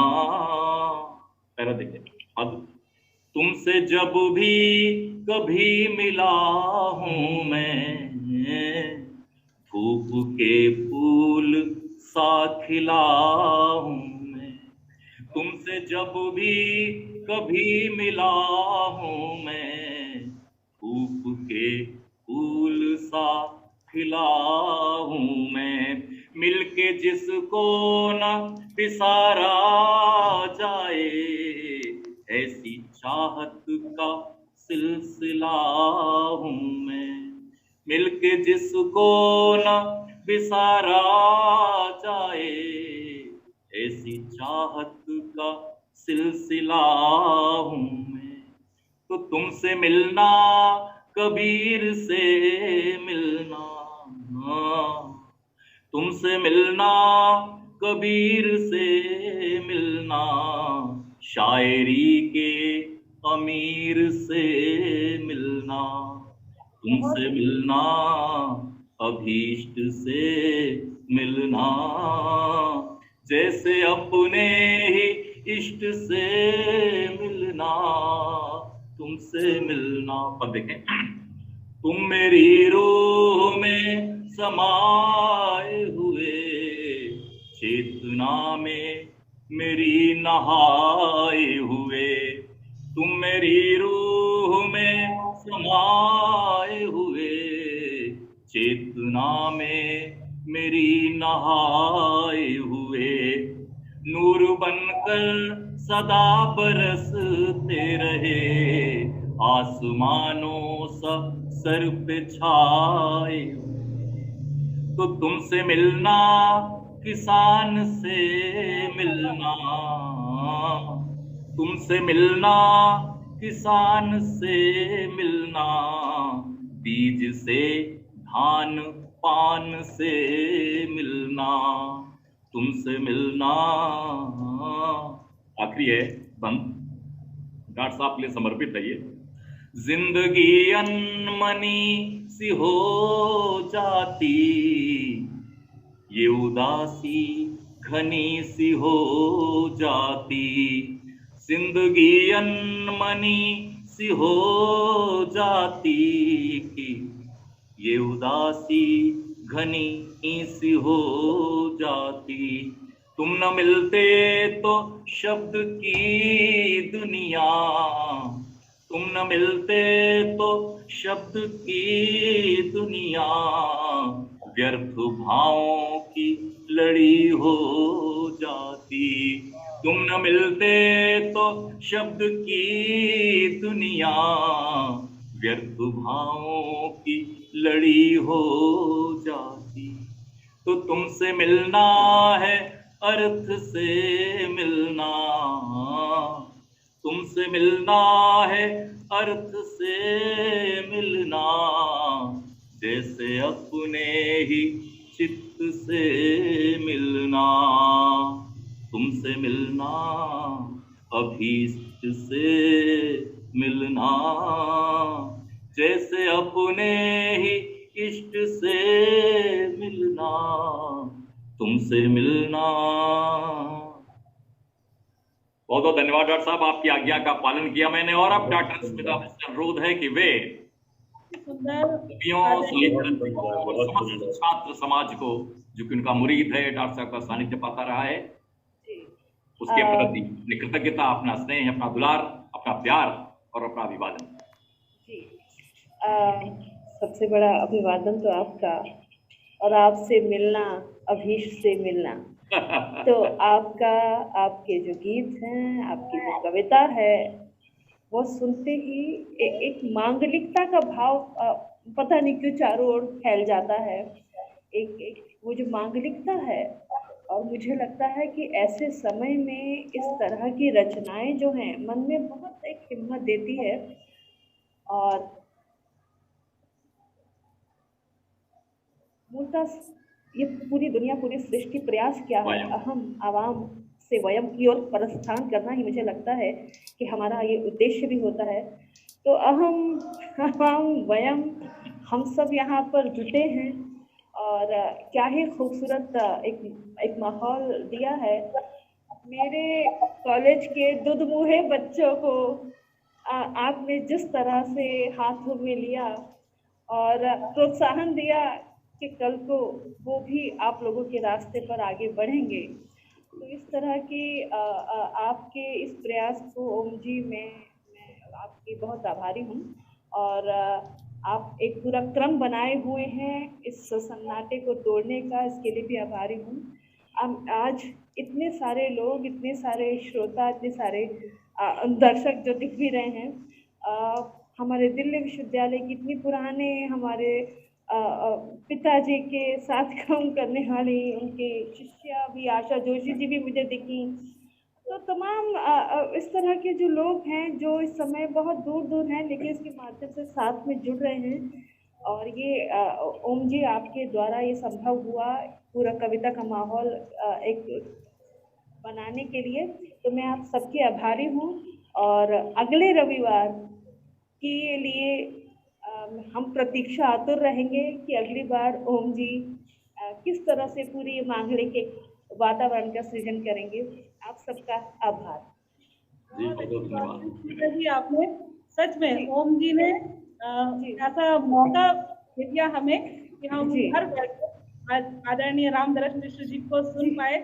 और मैं बहुत प्रतीक्षा कर रही थी कि कभी मुझे मिलने या कभी सुनने का अवसर मिले, तो आज देखिए उन्होंने बेटियों पे कविता पढ़ी और बेटी उनके निकट है। देखिए प्रोफेसर स्मिता उनके निकट है। लॉकडाउन जो है उसमें लॉकडाउन में बेटी को पिता का सानिध्य मिल रहा है। बहाना भी डॉक्टर साहब कोई वो नहीं कर सकते जी। देखिए आगरा से डॉक्टर अशोक विद जैसे डॉक्टर बड़े प्रोफेशनल और समय दे रहे हैं जी, कविता के प्रति, साहित्य के प्रति, समाज के प्रति प्रेम है। जी जी जी जी। तो अगले रविवार को मुलाकात होगी, हम लोग मिलते हैं। जी जी, बहुत बहुत धन्यवाद आदरणीय रामदरस जी को, बहुत बहुत धन्यवाद, अभिवादन चरण छूकर। और आंटी सरस्वती जी को भी, आपको और आंटी सरस्वती जी को मेरा अभिवादन चरण स्पर्श करके। जी, मम्मी दूसरे कमरे में बैठी हुई देख कोई बात, हमारा अभिवादन पहुंचा दिया जाए तार की वो सुन रही है, वो सुन रही है। जी जी जी, बहुत अच्छा लगा। और ऐसे ही ये सब बना रहे, क्योंकि इसके माध्यम से युवा लोगों से डॉक्टर साहब जुड़ पा रहे हैं और एक ऐसा माहौल अगर बन सकता लग रहा है। कभी नए नए लोगों को सुनना जी, उनको सुनना और उनके माध्यम से आज के साहित्य को समझना, पहचानना एक अच्छी बात है। चलिए बहुत अच्छा लगा। अगले रविवार हम लोग फिर मिलते हैं रामदरस जी के सानिध्य में ऐसी ही एक अनूठी काव्य गोष्ठी में। तब तक के लिए बहुत बहुत आभार और धन्यवाद सभी को। नमस्कार जी प्रणाम। हम लोग विदा लेते हैं। Thank you ma'am, thank you.